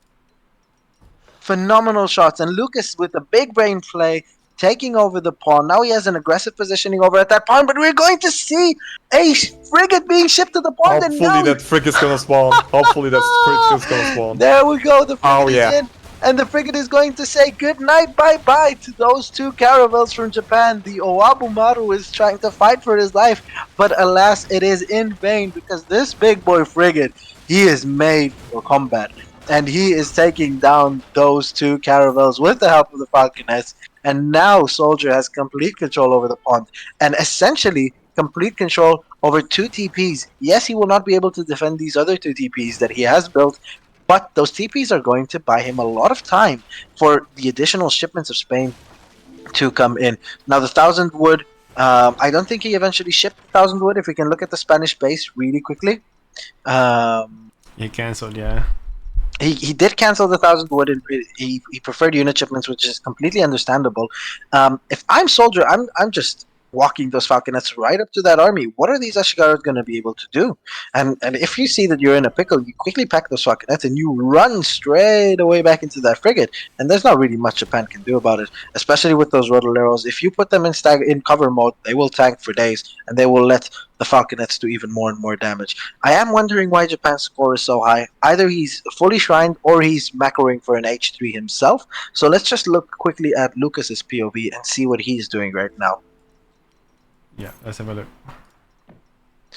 So yeah, Lucas, as I was saying, Lucas is aging up. Is he going to age up with the Shogunate? He is going to be aging up with the Shogunate. And in all honesty, he is on 34 villagers right now. He has a small shrine population, but Sweden and Japan are different civs, so I'm looking at it from a completely wrong angle. The shrine population doesn't matter as much as the villager population for Japan. And yeah, I don't think that Lucas is in a very bad position here, especially as 1,000 wood isn't really in yet for Spain. He's at least double of the economy that Spain is on, and yeah, and Japan is looking really nice. You can say that he lost quite a lot of units, but those are trades that he could take, whereas the entire sting and the momentum of Spain is out. And Robert, you can correct me if I'm wrong on this, but Spain really needs its momentum to win in this matchup. Yeah, for sure. And Soldier came back with really amazing falconet shots there, and he still has a shot because Lucas isn't aged up yet. But if he gets to use his two flaming arrows as he wants to, then it can get really hard for Soldier to get back, because then he needs probably Culverins to counter them, and that will be hard because he didn't send 1k wood, as we said. And Yeah. Oh, he's sending 1k wood right now, but I still think it's gonna come to the ending where probably Japan can hold this. But yeah, let's see. Yeah, I completely agree with you. Now, Soldier, big brain again, taking down that market, knowing that his opponent aged, so he's denying Japan the ability to try and trade for more shrines to get more population space. Ooh, those two flaming arrows are out, and they've decided straight away to shoot at the infantry instead of the falconets because they were out of range. They're gonna get another shot off, and they both missed. What artillery in this game just blows my mind sometimes. But there we go. We also have three horribly, absolutely annoying Yabusames out on the field. And quite frankly, Spain does not have the massive units to be able to deal with Yabusame out on the floor right now. So even if you invest so many resources in making culverins, right? If you want to counter 4 flaming arrows, you will need at least 2 culverins, which is 250 wood into an artillery foundry, and another 1,000 resources into 2 culverins. That's 1,250 resources for units that are very hard countered by Yabusames. So I I like the idea of Soldier trying to extend the game more, building a second TC on the side. Because yeah, there we go. He also put down an artillery foundry, and he's going to make culverins himself. But I don't know how effective these culverins are going to be unless Soldier really out micros heavily. The composition that he currently has does do a good job against Japan because he does have skirmishers in his composition. Although on second thought, I would have preferred to maybe see an arsenal. Robrod and Caverna. I would have preferred to see an arsenal, and I would have preferred to see some counter infantry rifling on those skirmishers because you know that Japan is going to come in with a lot of Ashigaru musketeers, and to try and combat the Yabusames while combating the flaming arrows with so much resource investment into culverins is not really the smart idea. I would rather see stronger skirmishers in this case. Okay, one of my favorite cards being shipped now, Marvelous Heroes. However, he's gonna need to get into food gathering here if you really wanna have the benefit of making extra villagers.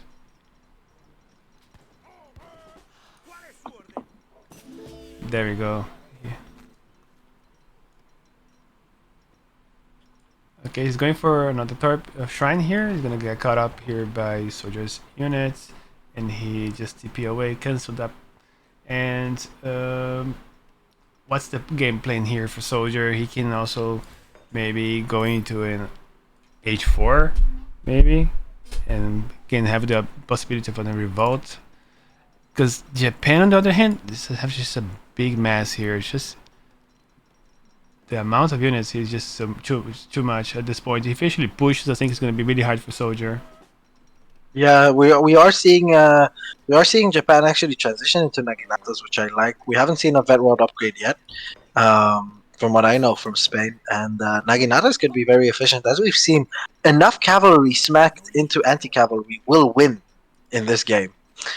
So yeah, I'm really excited to see how this fight is gonna go. This game is building up to be another big fight decider, right? But yeah, those flaming arrows are actually gonna get shot at by the frigate, and the frigate is gonna get some very nice trades.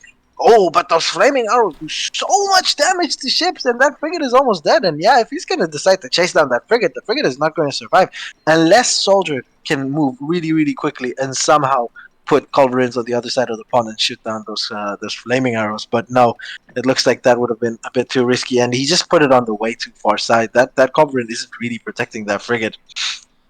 And yeah, Japan right now, I think he shipped 1,000 wood. He's probably looking to shrine all across the map right now.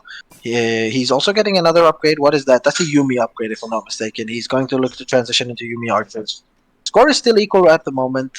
Still looking good for both sides, honestly. And yeah, those flaming arrows finally finding that frigate and taking him down. And that's danger averted in the pond. And that's a lot of score actually, as you can see, dropping for Soldier. That's like 8,000 resource unit / building / defense, whatever. So yeah. We're just waiting on a big engagement over here. The flaming arrows taking some pop shots on those skirmishers. Skirmishers trying to get some Ashigaros, not really getting a shot off. Japan up to 150 shrine pop, shipping another shipment of flaming arrows. Now Soldier on the other hand is getting calf combat, but if I'm not mistaken, he only has 9 lancers. And ooh, a culverin gets off a first shot on that flaming arrow, and the flaming arrow is going to try and return the favor, but the culverin is going to be able to kill that flaming arrow with the help of the skirmishers. And now probably this is going to be go time for Spain. Spain really needs to crash in here and needs to take a fight before these other 2 flaming arrows are going to come in. And the Yabusames are committed right now on the falconets. And look, nothing is killing these goddamn Yabusames. They're both still alive. They're all still alive, and they've killed the falconets. The 2 falconets for Spain go down. And yeah, even if you have cap combat, you have way too low numbers of lancers right now, and they're not really doing anything. And the Nagi support is coming in, and there is no real anti-cav out on the floor. Ladies and gentlemen, another big cav switch is probably going to be deciding the game right now. Yabusama's in the back shooting down the lancers. Naginata's doing a massive damage on those skirmishers right now, and the Ashigarus are just going to be able to run over and kill those remaining skirmishers. And another Naginata batch is coming in right now, and they're going to try and look for those skirmishers. They're hunting them down because they know that if they manage to connect with the skirmishers, that will be game over. And Soldier very smartly running away from that fight, disengaging, trying to live to fight another day with the skirmishers. But those Naginatas are hot on their trail, and yeah, finally they've arrived. And is Lucas going to take this engagement? Because he really has to. He's trying to drag box the cavalry in front of his army, and he has 2 more falconets. Oh my god, Caverna Robot, he has 2 more falconets and all of the villagers over there. He's really frantically running the falconets away just to try and hide them, and 5 Azars are coming out just to try and support these skirmishers and stop this wave of Naginatas and Ashigaru, stop the Japanese wave, but the Japanese wave is on his trail and very hot.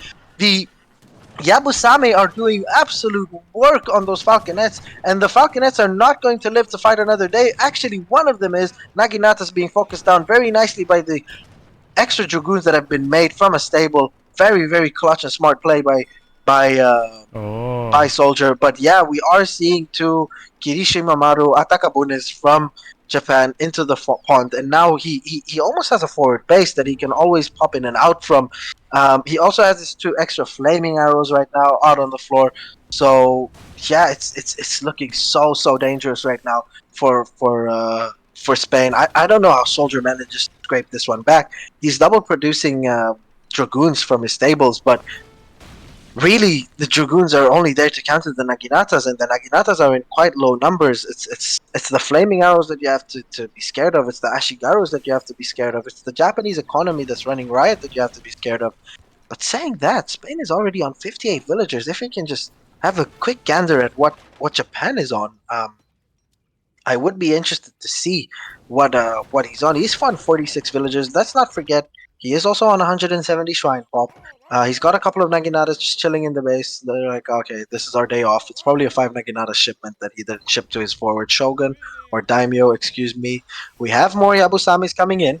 The Yabusamis is not a bad decision here because he knows that A, there is a fucking that's still alive, and B, there is a lot of cavalry out on the field for Spain. But Spain has opted to go for a more skirm goon composition. But Robot, as you and me both know, skirm goon isn't really Spain's thing, is it? No, it's definitely not, and I think it's looking really over right now because, I mean, Soldier, how we wanna push out here? He's sending 2 carols, but these 2 carols won't do a lot damage to the 2 frigate-like ships from Japan here, and Soldier just doesn't have an answer against the unit composition which Lucas has, and I don't see this turning around for Soldier. Yeah, I'm also doubting this. Unless look at those dragoons just diving in to get to those flaming arrows, but Lucas with the absolute musk falc drag box enjoying. Oh, and we see 2 caravels being shipped right into the pond, but the Atakebunes are fighting it right now, and the caravels are not going to live to fight another day. But look, the dragoons have managed to pick off the flaming arrows, all the while the caravels have distracted the Atakabunes and the rest of the Japanese army. And yeah, Lucas is kind of all over the place right now, and the skirmishers are getting some nice pickoffs, and the flaming arrow threat is gone. And all of a sudden, Japan has no artillery more on the floor, and Spain can start going for some culverins. Sorry, excuse me, not culverins. They can start going for some falconets of their own again to complement this composition and really hammer it down on that bigger infantry mass. So Soldier isn't maybe as dead as we thought he is. He's also on 66 villagers right now. Yes, he doesn't have a lot of the map, but he's got 24 villagers on wood. I'm very much hoping that he has upgraded the log flume from the market to see if we can check on a villager and see what the gather rate on the wood is. Really quickly, Caverna, on the wood villagers for Spain. On the wood villager, yeah. So he does not. He only has gang saw, but I hope log flume. There we go. Log flume is coming in just for him to be able to transition. And I don't think this is over, man. I think we're gearing up for a longer game. I think this is gonna take a while. Yeah, I don't realize that my microphone is interfering, so I'm sort of let you guys lead the show. That is something with my microphone and the echo that I can't really fix it right now. All good, man. All good. Then let's just me and Robert are gonna take this over. You just hover around the map and show us the great visuals that this game has to offer. Now, what we are seeing here is a very nice Yumi sweep by Lucas. He knows that the answer to dragoons and in general dragoons and skirmishers is Yumis. And what are we seeing here? What is shooting at these Atakabunes? Is that one falconet that managed to survive from earlier on in those fights, or is that a culverin that he made near the pond? Something was shooting it. Oh, he built a tower. Right. Okay. Very nice work by Soldier here. Spending that excess wood on a tower. I don't know if I like it all that much because we need to see a transition coming in soon. But there we go. He's frantically propping down 2 mills right now. He wants to get all of that food income. He wants to get a transition going before he can take a fight. But Lucas is not going to let that happen. Lucas wants to force a fight right now. He knows that those humans can easily take on a Spanish skirmisher. Spanish skirmisher is probably the weakest European skirmishers in the game, except for the German ones until age 4. But there we go. Lucas is going to go in, but I don't know if this is a great fight for Lucas. This is a very serious choke point between the trees and the arsenal and the artillery foundry. Excuse me. The Dragoons are getting some great pop shots off on those Naginatas, and practically all of the Naginatas are going to go down. The villagers are also tanking some HP, but Ashigaros, they go forward with their 4.5 speed, and they're doing some absolute damage. The skirmishers, again, they have counter infantry rifling, if I'm not mistaken, doing some very great damage on those Ashigaros right now. Another Rodolero shipment in to complement those Dragoons for more anti-cav. The Dragoons are just going to try and go in, do as much damage as they can, but there's so many Yumis as well, DPSing down those longbows. And look at all the plus 28s that are going up. The Rodoleros as well, they're H2. They're not going to do a lot against the Yabusame, who have a very high HP pool, and even if they don't have range resist on them. And yeah, this is looking over because look at this Japanese mass. Just nothing is able to dwindle this down anymore for Spain. And this was the worst time for him to try and transition. He's losing villagers left, right, and center. He's losing his entire mass. And the only thing he really has alive is a couple of Dragoons. And oh, we see a humongous raid on the left side as well with those with that one Naginata and those 2 clubmen from Japan. And we see the artillery foundry going to go down. And there are 3 falconets queued in there, ladies and gentlemen. That is 1,500 resources of military that is not going to be able to hit the floor for Spain. And not going to be able to be protected even if it did hit the floor. And this is looking like Lucas has finally managed to take this game from the clutches of defeat early on. GG, well played, Lucas. And he ties the series up 2-2. Yeah, what a great game. I knew that the game wasn't in favor of Spain when I saw Soldier aging up at 6 minutes, clicking up at 6 minutes because it's just too late and you can't afford doing mistakes against Japan because Japan, as we know, has the advantage the longer the game goes. And as we saw, Jebusami, Naginata, Eshigaru composition was just the right thing to deal with the Spanish army here, and yeah, GG, well played to both, and yeah, it was a great game to watch actually. Yeah, it was a really good game. And AoE3 players in our community, we have the tendency to passionately defend our civilizations, and you hear so many times how crap of a civ Japan is and how bad it is. Well, I'm on that side. I think that Japan isn't the best civ. I think that it's somewhere on the lower end of the tier list, especially in my tier list. But again, civs in the hands of particular players just shine. They just shine. And Luke is just giving us an absolutely perfect example of how to play a boomy, greedy civ, on how to trade units, on how to slow down a momentum of an opponent, on how to be aggressive, and how to still age up behind it with a decent economy. And he was able to outscale. And yes, even though Spain went on that marvelous year boom, the villagers didn't really have anything together anymore. And he was struck in a transition period where, at the end of the day, if I'm not mistaken, Japan managed to outgather for the rest of the game. And yeah, that's my prediction. What I thought, Japan managed to still outgather because he still had access to natural resources. He even had imperial bureaucracy. He had everything he needed for his Iku to keep booming with on top of the shrines. And yeah, really well played to Lucas.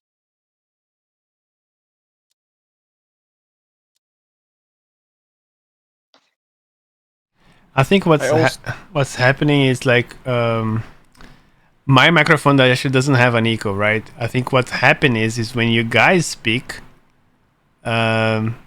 your audio come to my microphone, and I don't know why that's happening. Can fix that, but I think I can speak. It's just when I'm speaking, if you guys speak, then they will listen to you twice. Oh yeah, so But, we'll just wait until you stop speaking, and then we'll. But that's it. I think that's the game, guys. All right, are we gonna hop into the next one?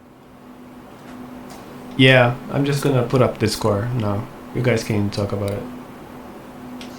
All right, so yeah, Robert, you've been in this situation before. I've been in this situation less than you, but you're the more experienced player of the two of us, a pro player. Tell me what's going through your mind. In Lucas's shoes or Soldier's shoes, who would you rather be right now? I probably would be Lucas right now because he came back from a 2-0, and that's really mentally a great thing. But we have also to consider that Soldier knows that he won 2 games before, and he knows that he can beat Lucas, and he still has a shot. There are still 3 games left to play in total, and but I would rather be Lucas in that position. Oh yeah, definitely. I agree with you. As earlier I said in the series, but when it was 2-0, the ball was in Soldier's Park, but now I feel like the ball is in Lucas's park. And if I have to analyze the games, the two first games were so dominant from Soldier, right? He just made all the right decisions every time. The last 2 games, I don't want to attribute it to misplays from Soldier necessarily, but Lucas just didn't make mistakes. And when you play at this high of an elo level, both of those players are very, very capable players. I wouldn't look at the latter elo. I would say skill wise, from the naked eye, you could see that those players are around that 2.1, 2.2k elo, both of them, when completely unrusted. And you see that they it just comes down to the smallest of margins. When one of them makes a mistake, the other one is just always capable of pouncing on it. And I feel like in the last 2 games, Lucas just kept his cool and said, "You know what? I'm just going to play my main civilizations. I'm going to try my best here, and I'm going to see what I can conjure from these games." And yeah, he's got himself right back into the series. So we've got a really interesting one.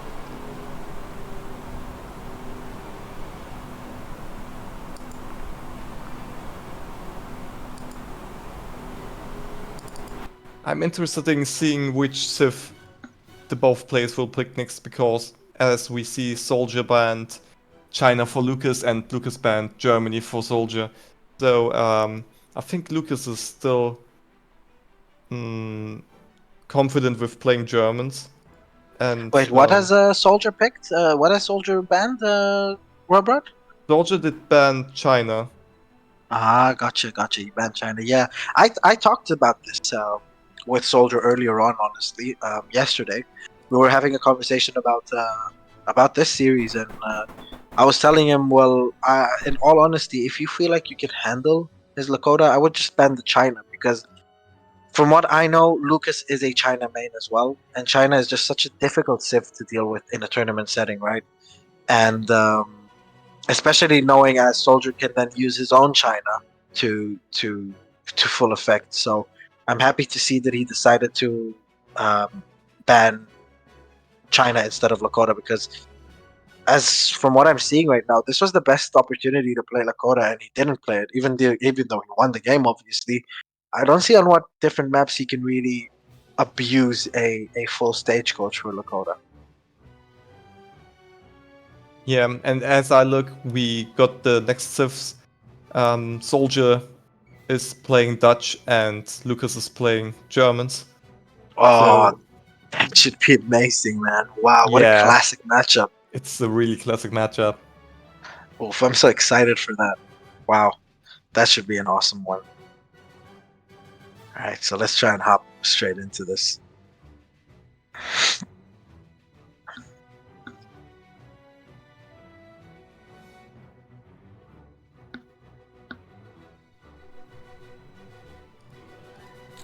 And it's gonna be played on Arctic territories, which, as we all know, it's a snowy map, and yeah, I think probably better for Dutch, I would say, because you have a lot of choke points, and it's only an open field in the middle of the map. So yeah, I'm kind of interested on how the match will play out. Yeah, you're right, Robot. I also would favor Dutch a little bit in that particular map. Safe hunts, safe mines, and Germany is the one that really will need to do the expanding. But we'll wait on Caverna to first play the map introduction video, and then we'll go ahead with the series.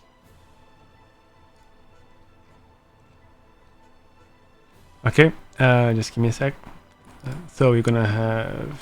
Okay, that's the matchup right there. Let me see if I have this map.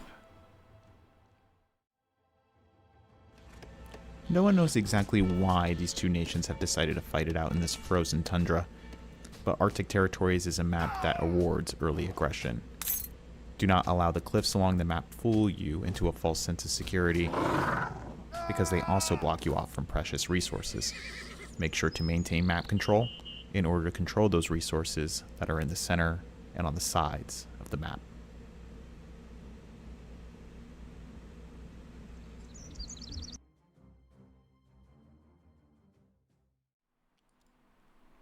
All right, guys, welcome to this.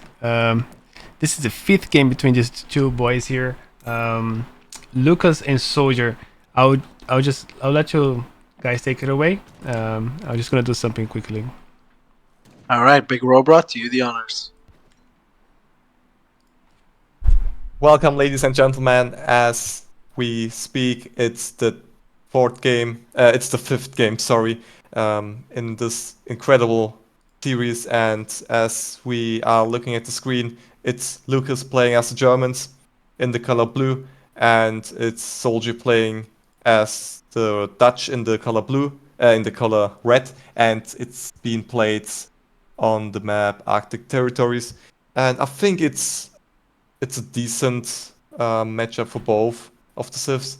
It isn't really heavily favored for any civ, I would say. It's probably a little bit favored for Germany, and I think it's gonna be a really good match on this map.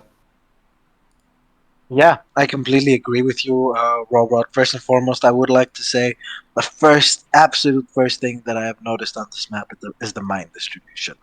So this map will give Germany the fake illusion that they have a lot of in-base safe mines because they have three really that's very accessible to them and very easy. But when you look at the fourth and the fifth and the sixth mine, they're all so far away. They're forced to go onto the middle of the map. He's forced to try and really fight for map positioning. Where in the mid game, you don't really want to be doing that against Dutch. A Civ that practically doesn't have to leave its base for such an extended amount of time. I think that Germany really will have to fight well in its Ulan semi, really idle Dutch quite a lot, really try and force Dutch to make mistakes. But as we all know, Soldier's a player that isn't really prone to making all that many mistakes. He's a player that's very tight in his build orders.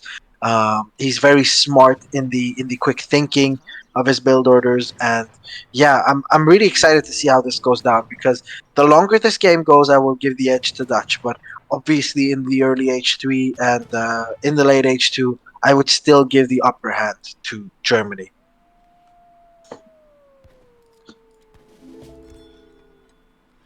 Okay, just looking at their deck.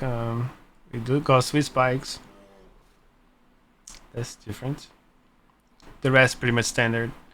With 8 bikes defensively, 700 food as well, which can come in clutch for them, I suppose. Yeah, very interesting Dutch deck. I've seen quite a lot of Dutch decks where they have the majority of cards in H2 and a little bit less cards in H3.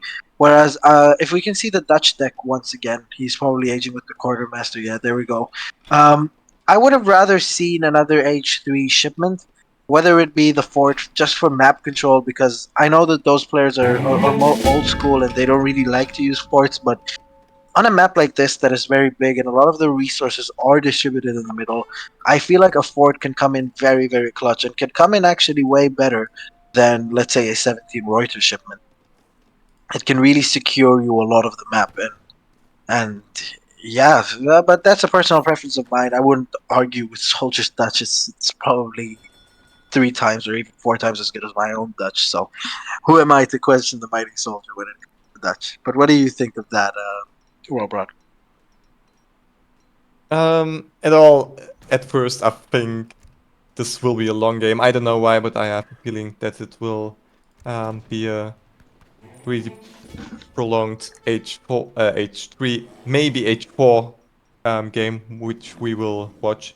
And yeah, I mean, in H2, you probably want to go for a stable start as Germans.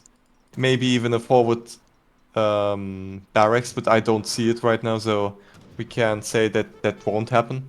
And yeah, I guess this will be a really good one. So I'm kind of interested on how it will play out. Yeah, we are seeing the Dutch Explorer pretty low on HP right now, fighting against this polar bear. He's actually gonna die. He's not gonna be able to get this treasure in time, or is he? Is he gonna be clutch? Oh, Oh, that was so close! And now the polar bear is actually gonna get killed by the envoy. He's like, "I'm going to avenge you, master, like a squire to a knight." And he's just going to sit there and wait until that explorer is revived to pick up that potential treasure. What is it? It's probably 135 XP treasure, isn't it it, is. Caverna? If you can just It is. It quickly is. hover It is. It over it. is. It is. And we really don't want Germany to get that treasure, now do we? Interesting base building here from Soldier. We are seeing a barrack start, so he will opt to go for the pikeman to try and defend his base from Ulans. He has probably scouted there is no forward tower shenanigans, so we're not going to see any 8 crossbows. We're going to see some very standard gameplay from Lucas.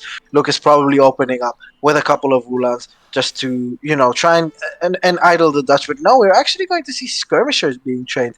Now this is very bad news because the Ulans have spotted the 135 XP treasure. They have killed the envoy before he managed to revive the explorer, and Germany is just going to march over there and take that XP treasure. And he's really going to need it because he's shipping the 700 wood right now, and he's probably going to follow it up with the 700 coin. And that 700 coin is going to come significantly quicker than without that treasure. So really, really big for Germany right now. And yeah, skirmishers coming in, and I don't know why he decided to go for skirmishers, because if the Ulans manage to catch them, they're just gonna run them down and take down all of these skirmishers for free. Right now, most of the Dutch economy is being idled. He's only on 2 banks as of right now because the 700 wood is on the floor and he's not able to pick it up yet. Pikemen are being queued right now, and he's going to get a full batch of pikemen, unless, no, he's not actually, because he's housed. But 4 pikemen should still be able to do the job against these Ulan right there. And oof, he manages to catch one pikeman, and the other. Sorry, catch one Ulan, and the other Ulan goes down to TC fire. That's 2 Ulans right there, died. But I do feel like it's a worthwhile trade because he did idle the Dutch economy for such a long time. He housed him as well, so there was not a possibility for the Vil production or to get a full pike batch out. So I feel like that was good for Germany, especially with him coming out with 3 Ulans alive still. Now he is shipping his 700 wood. He's putting down a racks of his own. He's putting down a house, and he's probably keeping the remaining 200 wood for his veteran upgrades for his Ulans as he ages up. He is getting steel traps quite late. What do you think of that steel traps timing, Robert? Don't you think that's a bit late? Yeah, I think it's late, but he had to wait on 700 wood because he didn't job for it in transition, because he wanted to get the 5 Urlands out in the first batch.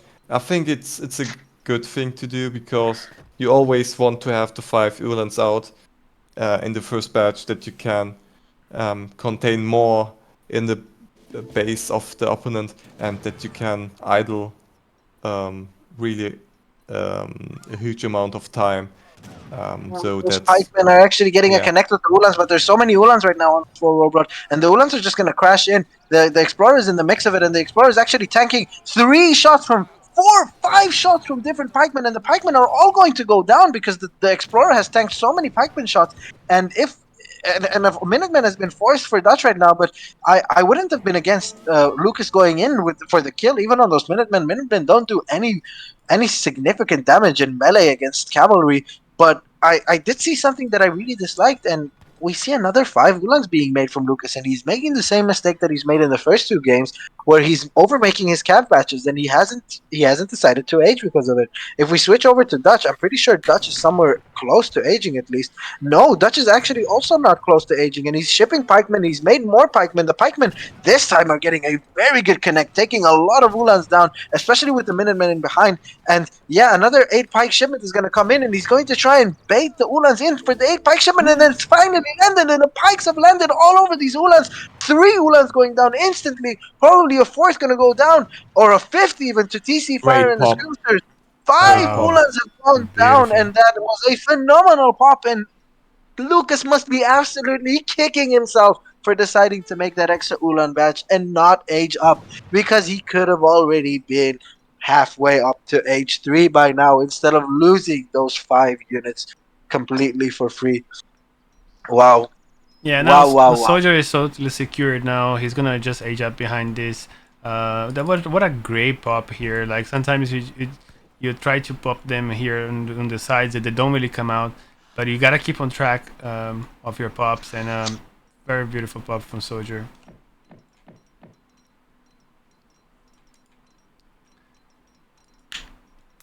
So when it comes to the mid game here, what do you think should be the strat for Germany, Robrot? Well, I think Germany has to go for Ulan, Skirm, Warwagons because the possibility of Dutch going for the church card maybe and getting the Stradiates or just doing a Huss switch is really high, and so you have to prepare to that with Warwagons. You Yeah, need I that think- big mass of skirms, don't you? Yeah, for sure. You need a lot of skirmishes against Dutch because Dutch has the better skirmishes with the upgrades that they got in the home city. So yeah, we will see. So the Dutch, both of them on H3. We're shipping the 9 readers for the Dutch, and here we go. Just the Ulan upgrade coming in, and the 9 Ulans being shipped. So one side we're gonna start doing anti-cav. One side we're doing a lot of cav. We just need that base of cav. I think we just need to train. Maybe even at some point. I don't think we have the resources for a second barracks. We're gonna have to ship 1,000 wood or something like that. Maybe we're probably gonna ship the 7 skirmish back to back. Yeah. You know what I'm seeing right now, Caverna? You know what I'm thinking? My wife just brought me a cake that she made, a chocolate cake with ice cream, and I think she must have put alcohol in it because my eyes are seeing Ottoman versus China right now, and Lucas is playing Ottoman again, and Soldier is playing China again. We are seeing a full handicap versus a full anti-cap composition once more, and I don't know how this is going to go for the Ulans because although we have a lower number of anti-cap than in the previous game, but how are you ever going to win with full Ulan against full Reuters supported by pikemen and skirmishers?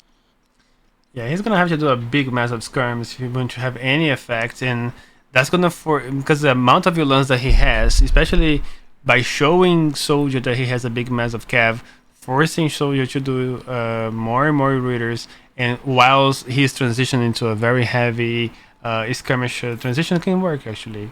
Once the Ulans connect, that it could be quite hard for Soldier to actually keep his skirmish alive, but depending on the kiting, could be a big problem here for Lucas. So I think it's a tricky match. I don't think there is any winners yet. Do you have any favors at this point in time? Oh, I can say one thing, Berna, and I'm excluding Robrot from this because he's not in the realm of mere mortals such as me and you. I'm definitely putting myself in this category of mere mortal, but in our Ooga Booga minds, when we see handcav, they go brt, and they connect with units and they wipe out units.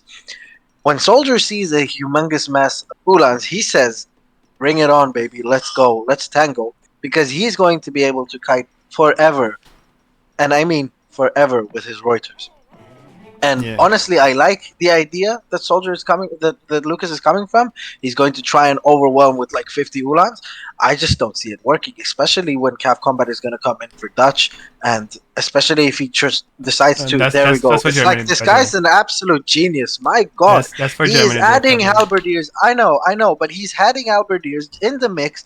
He only needs about 5 to completely protect these skirmishers, and once the Ulans go down and the skirmishers are free to roam the land, as I like to say, he is able to pick off the German skirmishers with such efficiency. Because if you're looking at the stats currently, I think the Dutch skirmishers are currently even a little bit better.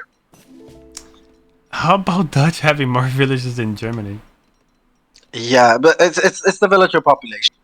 Germany is reliant on settler wagons, so if he has 8 settler wagons, you just have to add 8 more villagers to the composition of the German Yeah, that's a villagers. fair point. Let's look at the army composition right now. How many units does Lucas have on the field right now? I'm not seeing enough Ulans. I'm seeing 37 Ulans. I think he has to go closer to 50 if he wants to win a fight right now. Because he doesn't have enough skirmishers to completely wipe out all of the anti-cav on the field, especially now that there is a fourth unit on the field. You can classify it as a third unit together with the pikemen, but it is a different unit. And from my game knowledge, 4 units beat 2 units. So nice raid though up top there from Lucas, picking off a couple of villagers on that food, on that hunt. But yeah, look at how much time Dutch is spending in its base. It's absolutely ludicrous how long this civilization can get away with in base resources. He's only now expanded to that coin mine, whereas Germany is probably already on what is fourth mine, isn't it? Yeah, there we go. He's already on his fourth mine, and that's what I was saying. A little bit more APM from Soldier if he would go raiding and try and. Oh my God, this guy is an absolute genius. Look at the right side of the map, Caverna. Look at what we're seeing hovering there. Oh no, I misjudged. I thought he was. I'm glazing him too much. I thought he was going to go raid, but no, he's going to decide to try and defend his base. He's seeing that the big German mass is coming in, and he's actually going to queue falconets. Now, I'm not a very big fan of this because, as I said, the skirmisher mass isn't the problem you want to really tackle. It's the Ulan mass. The Ulans are in such great number that you really want to tackle that. But there we go, ladies and gentlemen. We are going to have the big engage. Or is Lucas going to decide to back off? He is backing off because he saw the substantial mass of halberdiers accompanied by Reuters here. He's going to try and fight the skirmisher war, but I don't think Germany can ever take the skirmisher war. I think the Dutch units will happily stand and fight. And yeah, finally he's decided, okay, I really have to go in. And look at how much damage all of this anti-cav is doing. And I want to see one big drag box, seeing those halberdiers in the front lines with those pikemen together. Those skirmishers are protected. The Reuters are going to kite back. And the falconets are unpacking, and they're going to take a couple of shots off on those Ulans. They're not going to really do a lot of damage, but they are going to take a couple of pop shots off on those Ulans. Riders are still in full mass. The Ulan numbers is slowly dwindling and dwindling and dwindling. We're seeing more and more envoys being made from the TC right now. And yeah, what do we have left? 5 Ulans out on the field, and now the falconets really have free reign with the skirmishers. The skirmishers are in big enough number to one-shot all of the war wagons coming in, and the falconets are going to do an amazing job on those lower HP skirmishers.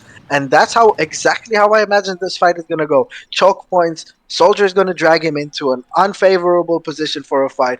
And look at that Reuter mess. What does he have? Like 35 cap Yeah. combat Reuters left? 30. Yeah, 30 Reuters. And that's exactly what I thought that it's going to happen. Even with CAF combat, those German Ulans managed to do absolutely nothing because on certain maps and in certain positions, hand cap just aren't able to connect.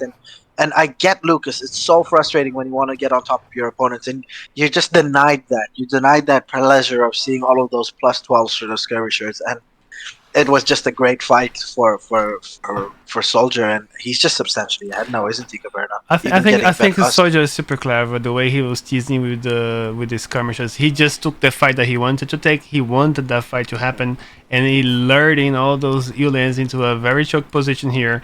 And then I actually was saying the drag box, the pikes and the halberdiers. I actually like how they went slowly aside, and the Reuters actually tanked a little bit for them, and slowly they come to the sides and pick up the Ulans one by one.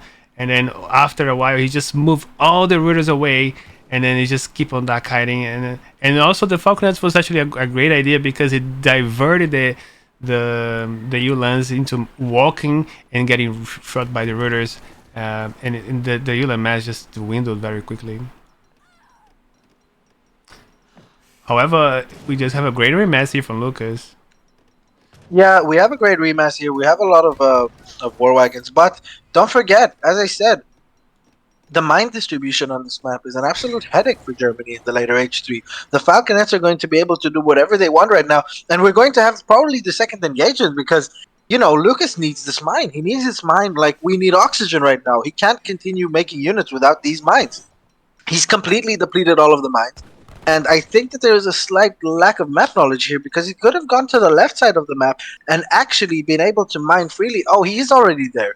Excuses for doubting his lack of game knowledge, but he's already there. He's just distributing his wills quite equally. And there we go. 18.5 minutes in the game, and Dutch is finally going to go outside the base for more hunts. Oh, I like this a lot. Now he's actually going for Haas, which is going to give him a little bit more mobility and a little bit more tankage. And that's going to go into his favor, even better than Halberdiers at this point. Yeah, exactly. And they're veteran, by the way. They are veteran, and now we're finally going to see the big old drag box and those. Look at how many Ulans go down in the first shot, and look at how those Reuters are protecting those Falconets. It's an absolute nightmare for the War Wagons to try and focus down the Falconets, and all the while the Falconets are just hammering down all of these skirmishers. Obviously, they had to unpack as I was giving them a compliment because artillery in Age of Empires 3 doesn't really have a lot of brain cells, but all of the German maps has just evaporated to those cav combat units, and there we go, ladies and gentlemen. Another GG is being called, and Big Boy Soldier is on match point. Yeah, he just took the fight that he wanted. He used the Hussars to actually come out of his base because he needed the mobility to actually take a good engagement.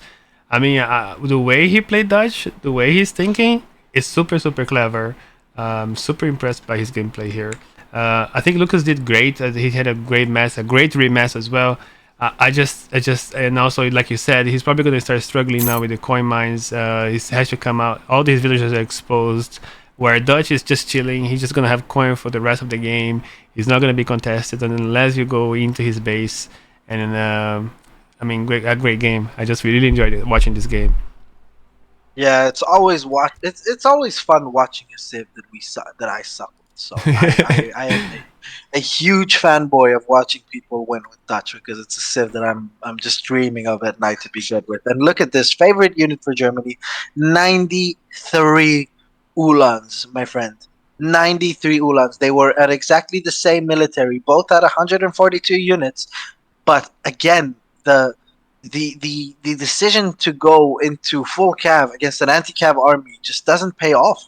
It doesn't pay off on these choke points. And yes, Dutch lost villagers, but Dutch is going to be ahead regardless in the game because they have banks. And yeah, just really, really well microed by Soldier. Again, not making any mistakes, picking the exact fights he wanted, and at the end, the Hussar switch just carried him to victory. They're tanking all of those Ulan shots like absolute tanks and letting the Ulans go to work. It was just really, really, really well played. And you can Soldier. see here how the first fight went so well for Soldier, and I think that really gave him the edge. He just took the first fight where he wanted. I felt that Lukas was on a timer against Dutch. We do feel that the longer it takes, the more we're gonna run out of coin at some point, and Dutch is just gonna be chilling. And then he first died into that position where it has so many lands.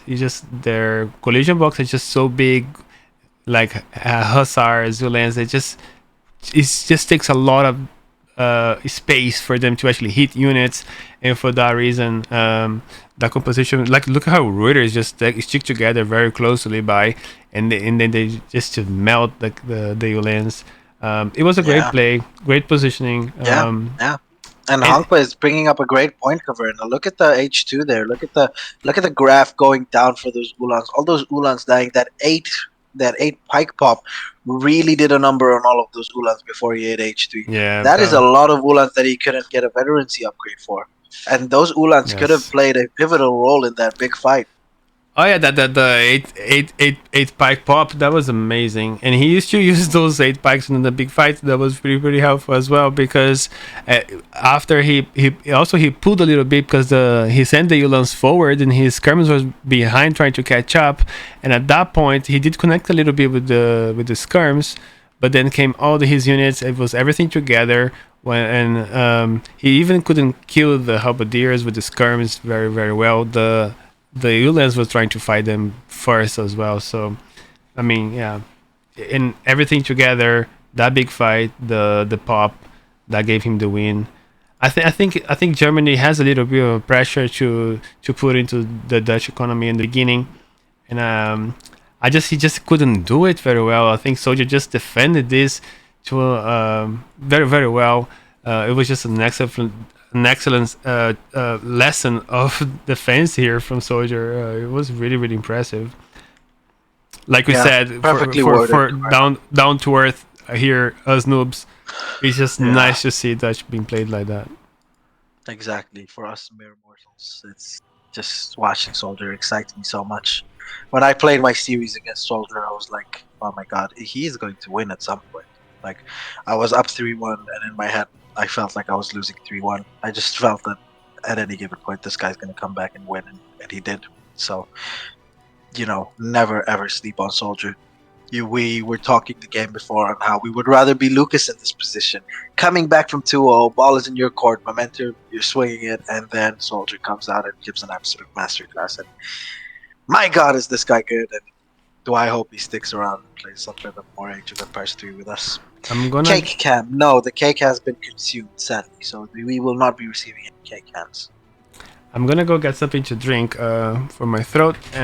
We don't have the game just yet running, so I'll let you guys talk and I'll give a little bit of chair stream for you. All right, Robot, what are you predicting the Civ picks will be for the last game? Probably the last game. Likely. Unless Lucas can pull it out of the fight. Yeah, I mean, it was a great game. I really liked the Huss switch by Soldier there, and that was also probably the right move to do, because he had already shipped half combat, which also boosts the Huss. So yeah, really well played to both of the players. It's been a really interesting and exciting series so far. I think Lucas still has available Spain, maybe Brits, Lakota, and we are playing on the map Florida the next game, so I think Lakota would be a really good pick for him. And well, I don't know what Soldier can counterpick him with. So Yeah, so I'm interested in the that. Civ picks are in. The Civ picks are in, and you're going to be surprised because this is going to be an absolute banger of a potential, in air quotes, potential last game of this series. It's going to be Aztec for Soldier against Lakota for Lucas. Oh, What do you think about that? That's easy for the War Chief Civs. Yeah. Well, both are War Chief Civs, so we don't know which one will win, but one of them will win for sure. And I don't know, like it's probably better for Lakota, I would say, especially on Florida. But yeah, let's see. Soldiers playing really great this series so far. Yeah, I agree with you completely. Now, we are getting to a stage where Soldier is forced to play a civilization that really counteracts the Lakota H2, right? So if I'm Soldier right now, I'm thinking, okay, I'm going to aggressively forward base against this. I'm going to try and deny a stagecoach from Lakota. I'm going to try and be the aggressor of the two of us. And I don't know how that's going to work out, because as we said before, Lucas is definitely a native Civ enjoyer, whereas Soldier is more of a Euro Civ enjoyer, right? So Lucas should know how to counter this particular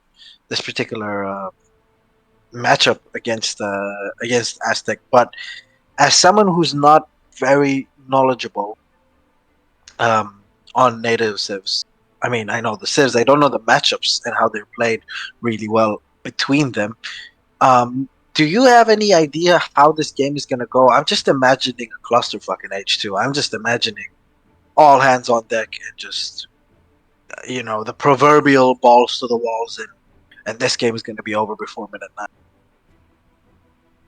9. I think it will play out in H2 because you are probably scared of going for greedy FF, because you just know that Azzy has a really solid H2 push, and same goes for Lakota. So I think it will be probably one side will go for forward warhead, and the other side will trying to defend the space from that. So yeah, I think that will happen most likely in the next game.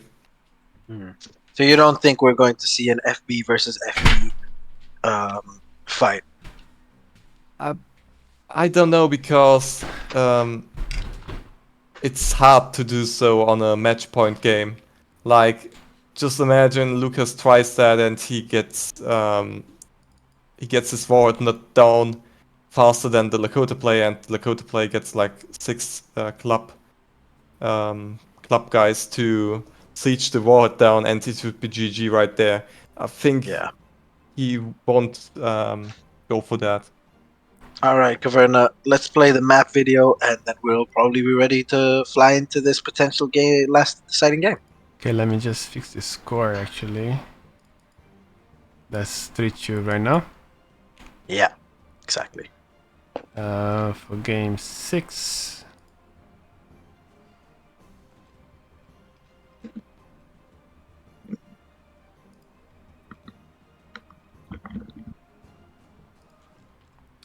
Okay.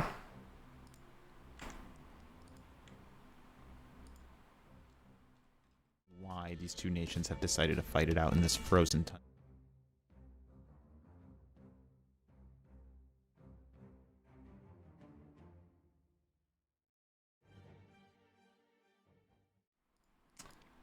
Yeah, we have no map intro for that one. So, can you take this Alright. away for us, Robot? Yeah, for sure.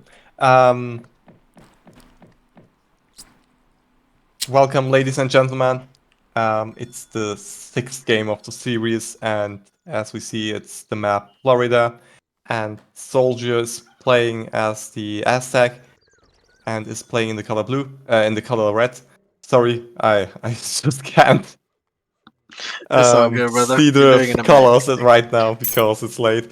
And Lucas is playing as the Lakota in the color blue, on the north side of the map, and yeah, we gonna watch a very interesting matchup here. Alright, thanks for that, Robot. Fully native. We don't hear you very well. Just Oh yeah, sorry. No, please Yeah. go on, Shay. Go on, move on. No, you go ahead. I just wanted to.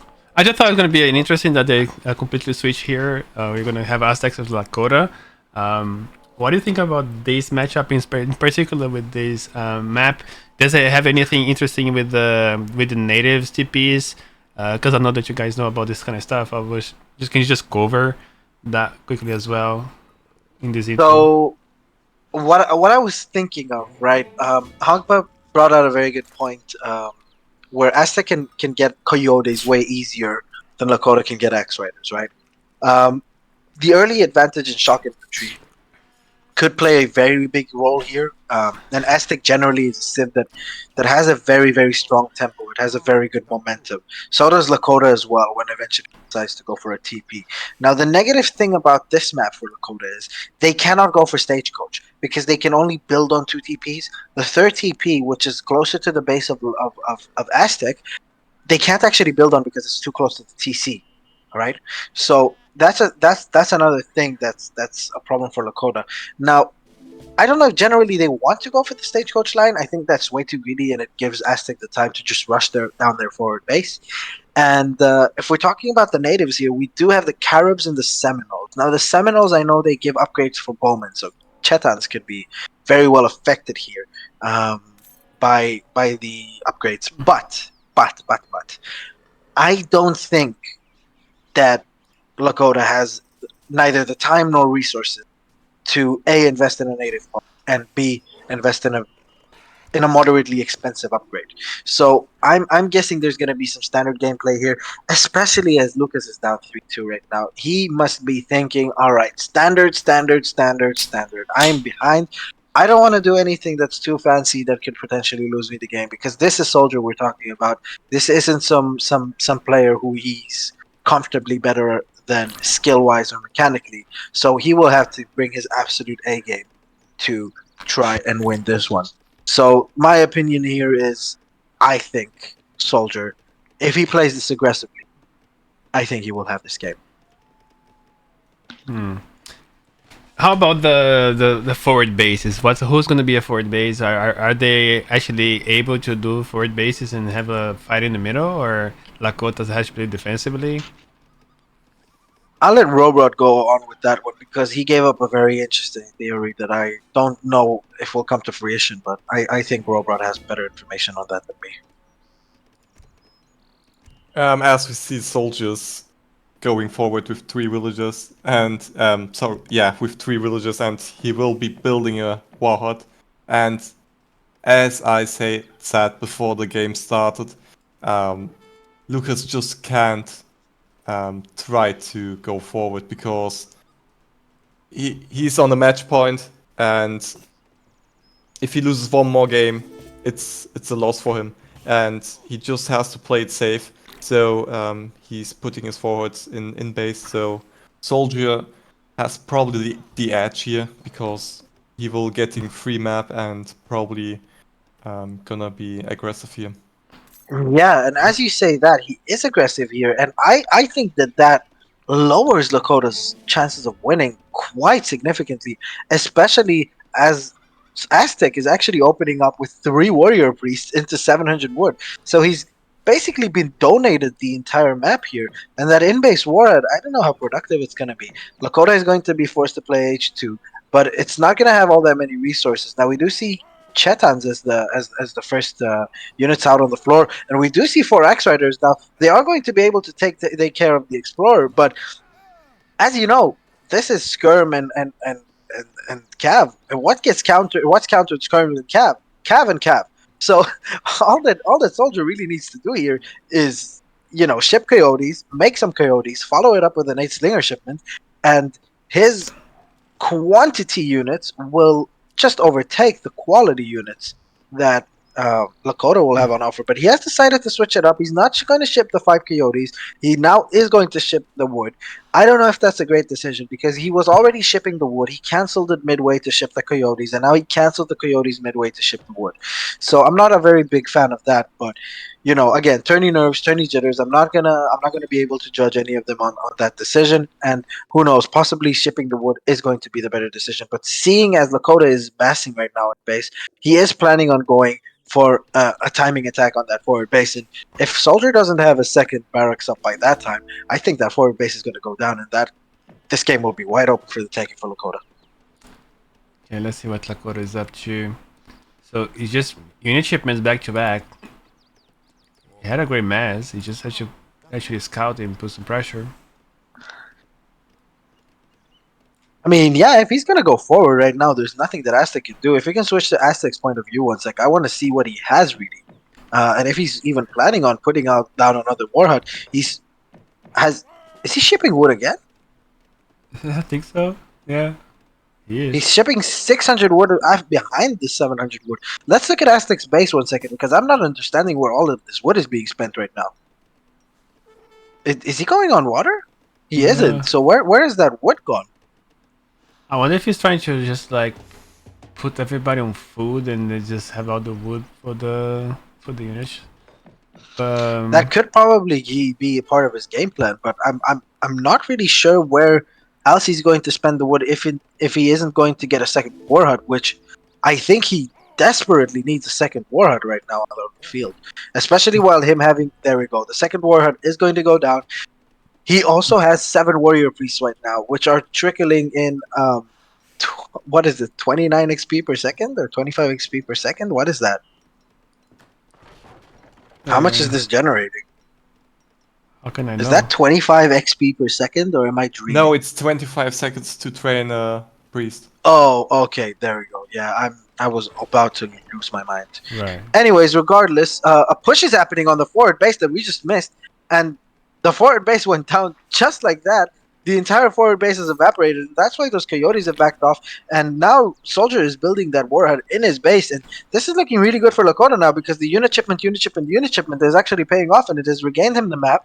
And he's going to try and push into Soldier's base, and Soldier's going to have to force to try and make warriors to counteract all of this aggression right now by Lakota. And yeah, the warriors are going to start popping out. If we can switch quickly to Soldier's point of view, no, that's another warrior priest that has popped out. We're going to see a slinger shipment. The Coyotes are finally engaging with the Lakota army, and the Tokala soldiers are doing an absolute job, but there's so many villagers in the mix. The Aztec warrior priests are actually fighting right now against the axe riders, and they're killing the axe riders. More Coyotes coming in, and they're flanking these Setons around the back, and the slingers are going to be able to come in, and there is no cavalry anymore on the field for Lucas, and the slingers are going to be able to clean everything up, unless the Coyotes already do it before them, because the warrior priests and the warriors that have been spawned from the community plaza have taken down the entire army right now. That villager pool was so humongous for Aztec, and Aztec is now taking a 2,500 score lead, and the slingers are out, and they're cleaning up everything, and Lucas is running back to his base with his tail between his legs, and Aztec is still ahead on villagers and still has 8 warrior priests out on the field. And he hasn't lost many villagers. He still has more villagers in Lakota right now. 2 more. Yeah, that was an absolutely insane hold right there by Soldier, man. The ability of this guy to be able to pop units, the Veil micro, the micro of the Warrior Priest, to get on top of the cavalry, to do so much damage. I thought that those Tukalas were so scary combined with those Axe Riders, but he managed to get his Coyotes in the end in a flank on those Chetans, managed to clean up so much, and now those Warriors are just going to go forward and just going to try scouting. And what do we see? We see a community plaza going down right now for Lucas on the other end. And he's going to probably also get warriors if he needs to. But first, he's going to dance to get his Lakota war chief back, which is the correct decision to make right now. You really want your war chief in every single fight that you fight as Lakota. It is a 1000 HP unit with 30% range resist. It is going to tank for days, absolute days. And even though it does have a low hand attack, it does have splash damage. So it adds up. The longer that guy survives, the more splash damage he does, the more damage he soaks up, the better your chances are looking at the game. Now, what is Aztec doing here on the other end? I'm not going to be surprised if Aztec will eventually want to look at aging, but it's looking like he's going to be keeping on massing Coyotes and Slingers. Eventually, against Axe Riders and Chetans, he's going to trade well. Because the whole point of Chetans is that they excel in fights against heavy infantry, right? Whereas Slingers have a 1.5 rate of fire with the actual ability to kite better. Whereas the firing animation for Chetans is way worse and they cost more. So I think that in a skirmisher fight, the Slingers should be able to beat the Chetans. And I don't know how Axe Riders are ever going to trade efficiently with Coyotes, especially with Lakota having currently a worse economy without Great Hunter than Aztec. Another shipment going in, Coyote Combat, and yeah, especially with Coyote Combat, and if he puts his Warrior Priest on War Dance, I don't see Lakota winning a single fight anymore against Aztec. Yep. Yeah, this looks pretty rough for Lakota right now, for Lucas, because Aztec fully Warrior Priest boomed already and has 30 villagers. He has more villagers than Lakota, and he can easily go for attack dance when he's fighting. And that's improving the attack of all his units by 23%. So that's huge. And I don't see Lakota winning the next fight. Yeah, you're completely right, Robot. But we're overlooking one thing. We're overlooking that the bravery of LukasL has no match. The man is going to age up. He said, I ain't got time for all of that H2 fighting. I don't have the whole day to sit here and play on my computer. I want to age up. I want to win a big fight. And I want to go home. And I want to do some productive stuff and sitting on my computer all day. But you know what Soldier said to him? You know what? I'm in the same boat as you, big bro. So I'm going to go and push your base. And let's see who's going to be able to decide this game. And who's going to be able to win it. My Coyotes or your Axe Riders. And boy, do I tell you, I have my money for the Coyotes because these guys are absolutely incredible. Well, my prognosis was wrong though, because I do see him backing off right now. He is getting a couple more Puma Spearmen, as we can see. I think that was a misclick and that was just a one batch. But he is shipping six more Puma Spearmen. And as Josh is saying, the army of furries is coming to you, to a town near you, so beware.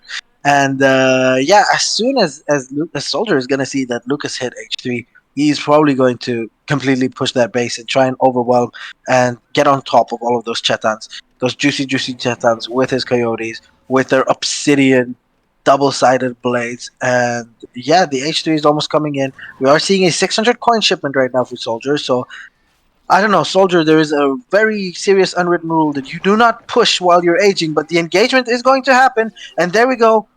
The Coyotes are going to try and engage. The Puma Spearmen are being put into cover mode to tank some more shots from the Chetans. Builds are there to soak up the damage from the Slingers. 1.5 ROF Slingers are doing an amazing job right now, but the Coyotes finally do connect, and they are killing a lot of villagers right now. This isn't really tanking from the villagers because the cavalry isn't there. There isn't any cavalry. The Axe Riders are a very, very low number. That Explorer is tanking for days, though, and those Chetan are absolutely going to work from behind it, but they have no multipliers against the Coyotes, and Lakota is losing more and more and more units. More Coyotes are coming in as reinforcements, and those Chetans have no anti-cav anymore to defend themselves. And yeah, the Coyotes are just going to overrun everything and anything, and they're going to take down the villagers, and finally Lucas is trying to move his villagers away, but the damage has already been dealt. So many villagers have gone down for Lakota. Lakota is down to 19, 18, 17 villagers lost his entire mass, and right now Soldier is 6k score up. And ladies and gentlemen, this is looking like the final fight, final efficient fight, and final deciding fight has been fought on this great map and beautiful map of Florida. And it is looking like Soldier has taken the series quite convincingly. He was attack dancing, he had coyote combat, he had so many furry boys right there, and those slingers just went absolutely ham with their little throwing rocks. And wow, wow, wow, wow. Just hit H3. Lucas could not avoid fighting this, and it has cost him the game ultimately, because now, yes, he is an H3, and yes, he does have rifle riders, but those rifle riders are not going to be able to do anything anymore because they're completely on their own. They're completely isolated. They're not going to be able to do a good job against the slingers anymore. The coyotes are in too great number. The puma spearmen are also mixed in there, but I see that they're not in there anymore. And actually, the multipliers that they have against shock infantry isn't as high, especially with coyote combat. They don't trade as efficiently as they would against a Hazar or another Axe Rider or any hand cavalry rather than a shock infantry. But he's not a coin. Why he's gathering so much food then? I don't understand. He wants to macro for a big button converter. He wants to get the Takala soldiers. I think he realizes that this game is kind of lost for him, but he wants to force one more decisive big fight before he goes down with a bang.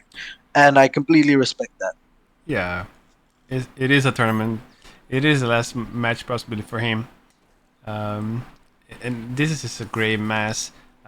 Let's see how Aztecs. I think Aztecs wants to finish over here. He doesn't want to go H3. He doesn't want to give time to Lucas to recover, right? Yeah, he really doesn't want to give him any time to recover. Now he is shipping his coin again. I think he was probably shipping that coin just to keep up the Puma Spearman production. He's going to go in. He's going to go underneath that town center. Judging by the score, he has nothing to fear. He just wants to end this game. Even with a big Takala pop, he still has Puma Spearman. He still has Coyotes. He's got enough anti-cav to protect himself with. And there we go. War Chief dance. Takala Big Button has to come in at any moment right now. There we go. Takala Big Button is being called right now, together with the Warriors, together with the Rifle Riders. He is going to give us one last bang. He's going to give us the fight of a lifetime. But there we go. 3 Takalas coming in. 4 Takalas actually coming in. 5 Takalas, excuse me. Are they going to be enough against the Puma Spearmen and the Coyotes? Excuse me.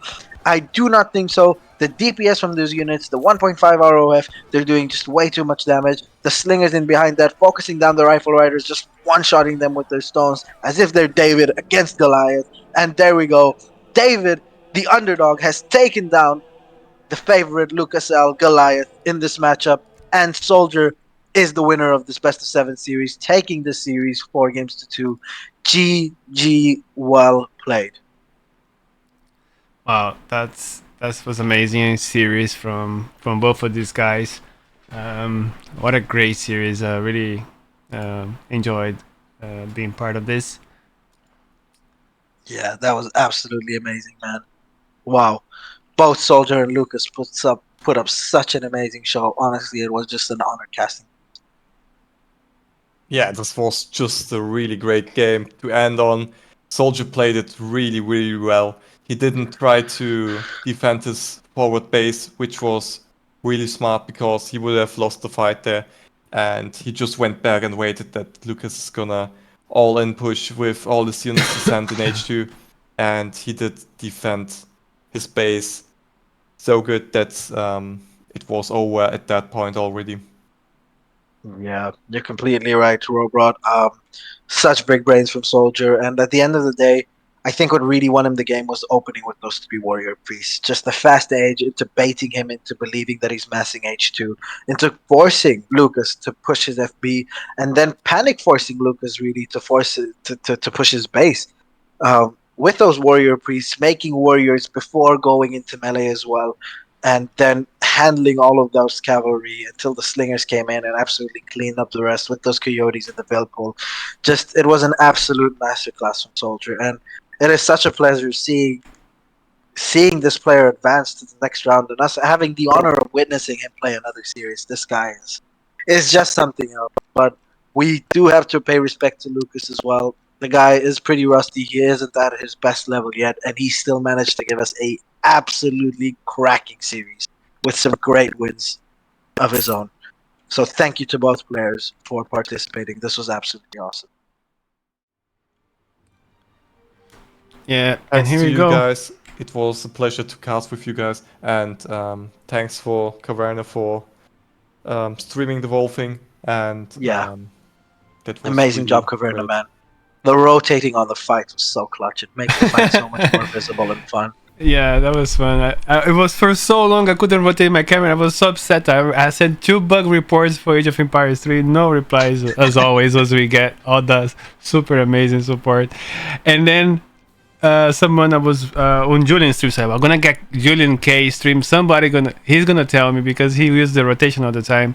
And I asked, I think it was yesterday, and then the guy said, dude, there's a button that enables and disables camera rotation. I say, oh my gosh, all this time, bro, I'm so upset complaining about the game and such. Anyways, well, thanks Robot, thanks Shake, I appreciate you guys. Thank everybody for the followers, for the raids. Thanks for sticking with us. I hope you guys have enjoyed the series.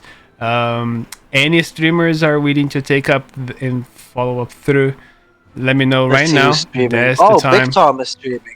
Oh, Yeah. Big Tom stopped streaming, so he had a post ESOC stream running, but it just died out. So And if anyone is up for a stream, congratulations to Soldier, just showed up in chat. So congratulations, buddy. That was a nice show right there.